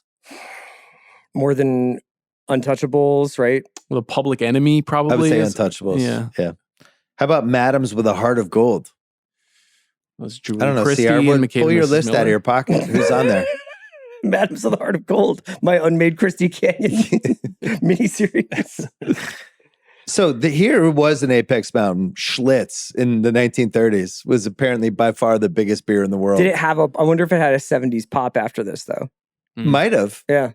I remember there were a lot of Schlitz commercials in the 70s for sports. It was like the last hurrah, especially for Bruins games. Schlitz is still, they still make Schlitz. Yeah. Right? Yeah, I they think do. so. Why I don't mean, we, why don't we have a by the Schlitz time right I was now? in college, Schlitz was like, we only have $10. Let's get a case of Schlitz. Let's get a case I of feel like Schlitz. Schmidt's Gay, the SNL, It was based on Schlitz. it kind of like torpedoed Schlitz a little bit. They probably You did. know? Robert Shaw, no. Con movies, I think, yeah, because it's certainly the most successful one. It's not the one that I would go to first to watch a con movie. But it kind of created the It genre. did, it kind of invent it, yeah. And then, man, that's it. Cruise or Hanks? Cruise For which part? for Hooker. See, this is my answer. It's Cruise and Hanks. This would be the perfect Cruise and Hanks movie. But using two timelines. No, Hanks is Gandalf. Hanks is Gandalf. You can't do it. Hanks is Gandalf and Tom Cruise is Frodo. And they have to return the ring to Mordor And Lonigan put it in the volcano. is Sauron. That's right. So you have Hanks as Newman and Cruise as Johnny Hooker. And what year is this? Like 1998? Yeah, that's exactly what I was thinking. Late 90s. Yeah, I think that's the answer. Our first tie for Cruise and Hanks. Hanks is older than Cruise in real life. Yeah. Yes. I want to say Hanks is like 68 Is he? and Cruise is 60, right? Is that right? I thought Cruise was older. I thought Cruise is older than 60. Let's look it up. Cruise is at least 60. Hanks was doing. Tom Cruise is 63. Hanks is at least 67, 68. Because he was in Bosom Buddies in That's like right. 1980. Tom Hanks is 69. Yeah. Okay. Wow. So they're actually, I mean, I think Newman and Redford were like 10 or 11 years apart. So it's I think not that far. works. Scorsese or Spielberg? I have Scorsese for the grit and Spielberg for the like wonder of the movie. Should they have made this movie A together? co-director? Another tie. No, I think this is Scorsese. Okay. Yeah. There's a lot more stabbing. There's something very winning about the tone that George Roy Hill can hit. That's I feel like only Spielberg knows that. Spielberg, he does movie magic. When the movie's over, you're Although like, Spielberg did catch. No, he didn't do Catch Me If You Can. He did. Yeah, he did. He did. I think it would also be Spielberg. I think would be adept on the Universal backlot. Yes, for Scorsese sure. wants to be in Chicago. Yes. If he did it, it would have had the feel of Catch Me If You Can. Which is a great Right. movie. Yeah. Which role would Philip Seymour Hoffman have played? Clearly Lonigan with some sort of Doyle, Irish yes, accent. Yeah, it 100%. would have been awesome. Picking nits. Some poker missteps, guys. Let's do it. Tell us all about There's it. some splash in the pot out of order. I thought the calls were off. You don't think Lonigan could be like, I will splash the pot? No, he whenever basically the is fuck doing that. I want. They're not going in order. I have a related picking nit about the game, which is if what the conductor is just back there for the whole game. He's the bank. Who's taking care of the train? What's that guy I doing? think he's like a concierge guy. I think he's the conductor. But I think he's like ticket taking, isn't he? Isn't that the whole thing? Is the conductor I runs thought the he was game? a conductor, but he obviously had an assistant conductor. Okay, yeah. Well, slacking. Yeah, just something's off about the rhythm of it. I think more people are calling, checking. Yeah. But I like the way that Gondorf bullies everybody at the table. Yeah. It's good strategy. I have Keep pushing the action. Lonigan has had dudes killed. Yeah. I think he notices there are no entry or exit wounds on Hooker. Okay. It's good. Does Lonigan really have no way of checking whether or not there's a New Hampshire horse race? Like these are obviously fake horse races, right? No, they're real horse races, right? But would he not look in the newspaper the next day to confirm the results of the race? Like there's so many things. Like if you go into the cons, you have to assume that Lonigan is like, okay, I guess I got worked, and it accepts it.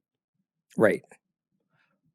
There were newspapers in 1936. But Ray Walston's reading a real wire, isn't he? Like they are real races, or no? I thought they were imagined because they're controlling the action. But he's like, oh, we can't use this one. It's 4-1. We can't use this one. It's 6-. Like I thought they made up the races. Because Lonigan is going to Tough one for us. Lonigan's going to do the second bet when he's like, I need to do another small bet Mhm. before I do the big bet. And they're like, we don't have a horse that comes in. Like, if this horse hits, we're going to get cleaned out. Mm-hmm. So we have to basically stall him and make it so that he can't place his bet. I think that's because they're taking real results so that the next day Lonigan will see Blue Note 1, but it's just delayed. But I don't understand how they have like the whole fake the fake like wiretapping thing with twist. So it is a complicated element of it. But I always thought that they were real races. And then that would be the kiss off, would be like, he's like, shit, I guess I just placed the wrong bet. And then the FBI raided it. Right. Picking it. Eileen Brennan's job. So running a whorehouse day to day. Yeah. But Oh, also it's a lot. available to help her friends with elaborate con artist scams. Yeah. Yeah. I think So Madam she's has basically Travis Hunter. She can play offense and defense. AM, PM. Yeah. Yeah. I think you have flexible hours as You need a madam. good number 2 at the whorehouse. I also feel like the way that life works in that world is that you are up all night long and then like you sleep from like 9 a.m. to 3 p.m. It's like bartending. yeah. working as a madam. Or like as a con man. Yeah. Oh, yeah. So not a lot of like, hey, I'm just out here getting some lunch errands done. Here's my biggest one. How many extras in the betting parlor? Like 30? Yeah, at least They're all in on the con they job? said that he needs at least 20 guys. Yeah. So what percentage do they get from the final take of Yeah, 500K? let's say splitting, I don't know, everybody gets 1%. Of 500 grand. Yeah. And then It's a good day's work. the 1930s. other guys are splitting half. not one of these people are a threat to just be like, I bet I could make more if I go tell Lonigan this is going on? It's a good question. You're just trusting these 30 people in the con world. Not one of them is going to scam you? I think IMDb did the math where it's if this takes place in the 1930s, $500,000 would be adjusted for inflation, $9.2 million in 2020. It's a lot of money to be walking around with. Yeah, I did the same thing. It was almost 11 million, they said, which is less than Dorian Finney-Smith's going to make on the Rockets this year. Did you see? Yeah, I did. Fred. Yeah. Yeah. R.I.P. Sequel, prequel, Prestige TV, All Black cast, or Untouchable. Maybe Prestige. Are you interested? I'm interested in them on the run. I would be interested in from Lonigan, like a sequel. Yeah, on Lonigan. Also, like the temptation of pulling something again, knowing that they have like this skill, this level of skill. I wrote down Prestige TV. I feel like a Burn Notice style show every week. Gondorf and Hooker running a new scam. Yeah. What about Gandalf? And Gandalf and Frodo running scams. Yeah. Those scamps. After you get the ring, what do you do next? Yeah, seriously. Con guys. Now what? Like an existential drama, sort of like Sopranos, but Tall in the world wizard, of short hobbit. Yeah, Middle Earth. Is this movie better than Wayne Jacobs, Danny Trejo, Mad Dog Russo, Doris Burke, Buffalo Bill, Sam Jackson, Nell, Byron Mayo, Tony Romo, Chris Collinsworth, Daniel Plainview, Longlegs, or Wilford Brimley in The Firm? I was imagining if Longlegs in a while, guys. He would have loved to come. A good movie. What do you have, CR? Mad Dog hanging out in the Wired the horse race parlor, be like, Mike, everybody knows Blue Note's never done much. He's just there to round out the field. Mike, what's Lonigan doing betting fourth at Narragansett? I don't even know if that's a good Mad Dog. But Mike and the dog, whenever they would talk about horse racing, immediately turn the channel. Yeah. Immediately turn it off. I mean, Mike, there's Blue Note. Hasn't won a race in 8 months. There's Lonigan just betting on him. Something's fishy, Mike. I thought for sure you were going to do Wayne Jenkins on that one. No, I'm saving him. God damn. I feel like the guy who would crush in this environment is Byron Mayo. You've got scams, you've got whores, you've got, Billy. Gino. Hey, Celino, I know you're an assassin, but there's something lingering in those pants. Just one Oscar, who gets it? It's the movie. You think Best Picture? Well, I mean, George Roy Hill. I wrote George Roy Hill. He got it. The movie is tough because of its competition. In and of itself. And that's a good point. So if we're doing just one Oscar. Hamlish? I had Ward. Marv Ham? Ward. Yeah, because they said that after the couple of drafts, like once they changed the amount Ward, I like that. Newman was in it, I think Newman says they didn't change 4 words shooting it. That's a good Also call. widely considered one of the great scripts. Yes. Like that aspiring screenwriter study and the structure of it, everything. Yeah, I like that. That's good. Good one. Probably unanswerable questions. We did everything, I think. I got one. Okay. What was Doyle's handicap? Oh, golfing. Well, he's putting in like forest in the there is no roll to those greens. So I don't know what 1930s. His handicap was his handball injury from the limp when he was playing handball and he tumbled over. I think he cheated a lot. Yeah, you do. Yeah, he's a lot like of Trump. kicking the ball out of the rough. Oh yeah, this isn't an OB. Yeah. Well, look, I found my ball. I don't know. It had that kind of crazy drunk Irish strength though. Yeah, I'd probably say like a 15. big hitter. Yeah, Yeah. big hitter. Probably swore on the course. Persimmon, though, Nice. it's not getting as much distance. Short game a little off though, right? Kind of kicking the ball. Yeah, Exploded thinking about at a killing couple guys. caddies. Yeah. Yeah. What piece of memorabilia would you want or not want from this movie? I went with all the poker chips from the poker scene. Yeah. Would be really impressive. Yeah, I said Henry's playing cards. Yeah, something from the poker I think would be the move. My- The wallet's interesting. Oh yeah, Lonigan's the wallet, alligator with the wallet. counterfeit money in there, or the I like fake that one. money. I would be. I think I would feel like my life amounted to something if I could ever pull off overall tank top fedora, the way that Paul Newman does when he's going through like how they're going to set up Lonigan and he's Yeah, just that's pretty rocking good. fucking overalls. Will I ever see you in a tank top like that? Don't Dream rule big. yourself out, CR. Coach Finstock or best life lesson: revenge is for suckers. Yeah, I wrote you have to keep this con even after you take his money. He can't know you took him. Just like basically never give away the game. I have the Lonigan line where he's talking to Floyd on the putting green. Take a look at that face, Floyd. Because if he ever finds out I can be beat by one lousy grifter, I'll have to kill him and every other hood who wants to muscle in on my Chicago operation. It's kind of how you pod, you know? That's how I feel. Yeah. I wrote down, I don't know enough about killing to kill him. Yep. I just thought it was a good line. David S. Ward. Good stuff. Cranking it. What do we have left? We have... Double feature? Double feature. What do you got? Butch and Sundance. Go double con, do Focus. Yeah. Focus. Ocean's 11. You could do the Hot Rock too, because it's a kind Hot of Rock. like Redford style right around the same time, kind of similarly breezy and fun. And there's a, bank heist that is really cool. Do you want to give people a hint of what the next Redford and Redford Month is? So they could We got to do Who Won the Movie first. Okay. Who won the movie? Newman. I think it's Redford, because Redford walks out smelling like gold in this movie. I think it's Redford too. Okay. I think there's a George Roy Hill case though. Mm-hmm. To have this and Butch. Do you wish they made more movies together? Or are you glad that they went 2 for 2 perfect? Newman and Redford? Yeah, and Hill. Yeah. I was thinking about this because there's this weird stretch with both guys, post Slapshot for Newman, and then Redford for like 3 years doesn't really do anything, and then does Electric Horseman with Jane Fonda, which is one of the weirdest star movies. He falls into a weird run, I guess, probably when he starts to get more involved in like his causes and charities or whatever. But then he starts doing he directs, he does Brubaker, he does The Natural. There's some space from 78 to 84 where I felt like they could have been detectives or something. See, I was going to say a little bit older, because I think if, let's say you just take these movies off the board completely for each of the three of them, take Legal Eagles out, we don't need it. Take Wesley loves that movie. Take Fat Man and Little Boy out from Newman, we don't need it. Yeah. Right? We have Oppenheimer now, we don't need that movie. And take out Funny Farm, which is George Roy Hill's last movie. So you've got 1987. Hold on a second. Did you just extinguish Funny Farm? Yeah, I deleted it. I deleted it from culture. A horrible take. Funny Farm's great. It is not great. Oh my God. It is not great. Funny Farm's amazing. This is an age gap thing. No, Van Lathan loves that movie too. He's been pushing for it. I can't remember the last time I saw Funny Farm. Chevy Chase?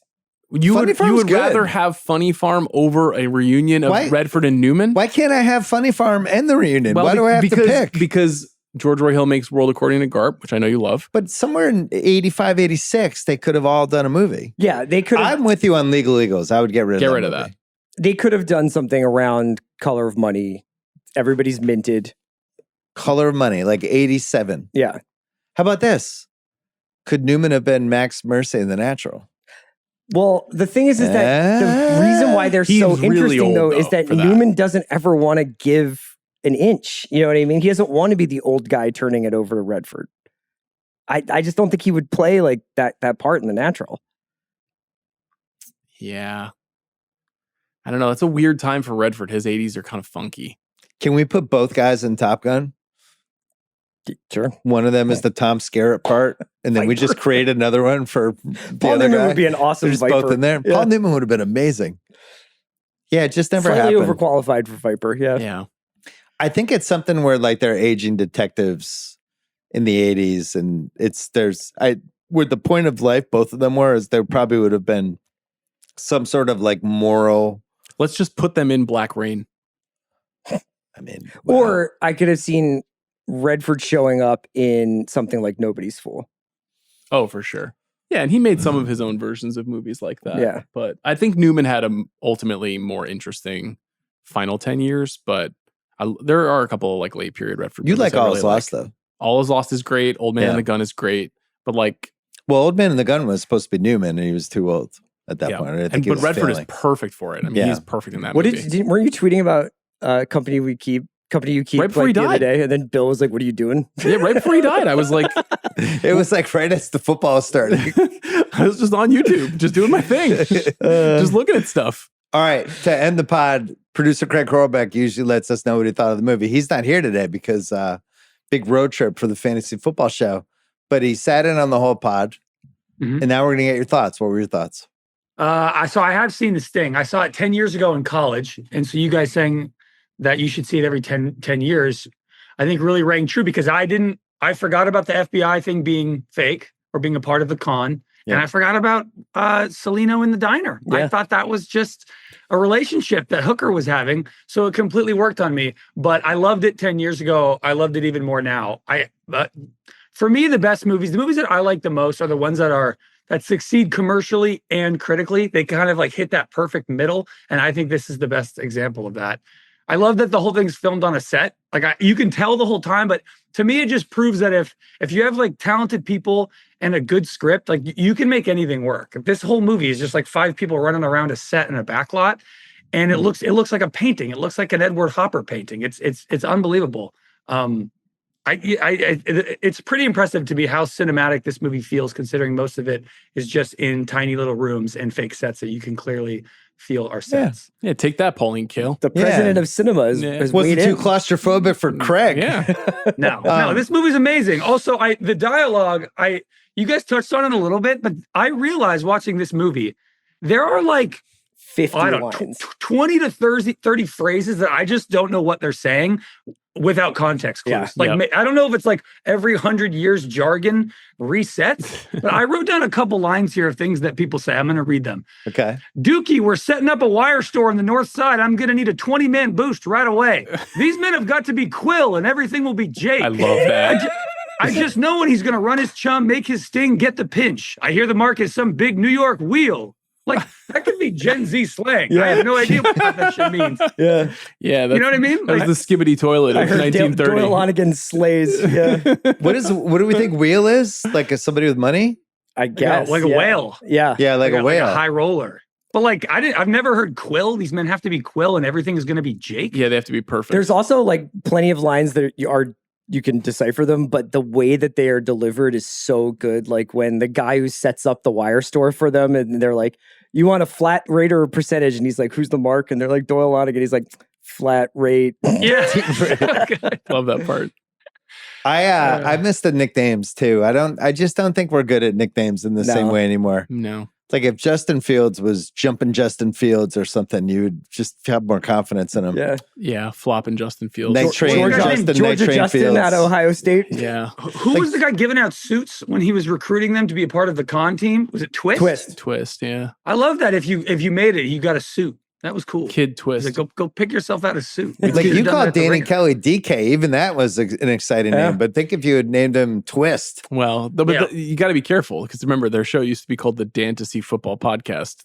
True. Didn't hang one in of the there worst too long. decisions we've ever had at the Ringer. I think, the Dantasy Football Podcast. I got to be honest. I think I was involved in the decision. I believe you were the regret author of the name. Yeah, I believe I think I might have came up with that. Vote. Well, you're the author of the show in some ways, so it's okay. It was a double terrible idea because it was a terrible name, but it also then you couldn't search for fantasy as you search for pods. It really hurt us. Not strong SEO. It would autocorrect you away from fantasy every time you typed it in. Listen, even the greats can't bat 1,000. That's right. Yeah. Even Gondorf missed, And Gandalf. and Gandalf. What is the Redford movie you're hoping we do the most on Redford Month, Craig? Condor. Yeah, me too. Yeah, Condor's sick.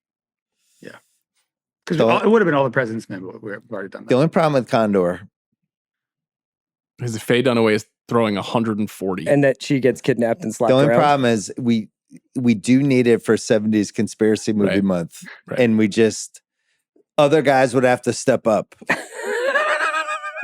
It's time to step up, Warren Beatty. It'd be like Travion Henderson after Ramondre's 2 fumbles. That's the thing. After we waive Ramondre, it's like Travion's got to step up now. So if we lose Condor, you're doing really night moves. like is Black Sunday ready? Like it's one of those. Like Great question, but we could return to Robert Shaw with Black Sunday. That's true. True. The one of his that's the final thing. performances. So if we waste the Condor chip, you have to decide: is it Redford or conspiracy? What matters more to you? Or could you have both and they both matter equally? Yeah, but they could layer onto each other. The last Redford could be the first. Oh, conspiracy. that's good. It's like how Spotify songs now blend into one another. Yeah. We can do that. Interesting. Goes right into Transition. conspiracy month. Yeah. Yeah. Oh, I like that idea. Yeah. It's a nice way to CR. spend a chilly November with a paranoid thriller. Good idea. Craig, safe travels. Thanks to Gahao Enjoy as Ireland, well. man. Thanks to Ronak. You can watch all of these on our Ringer Movies YouTube channel. And Redford Month, 4 left. Maybe it'll bleed into 70s Conspiracy Month. Really interesting idea. Thanks, CR. Thanks, Sean. Thanks, Bill.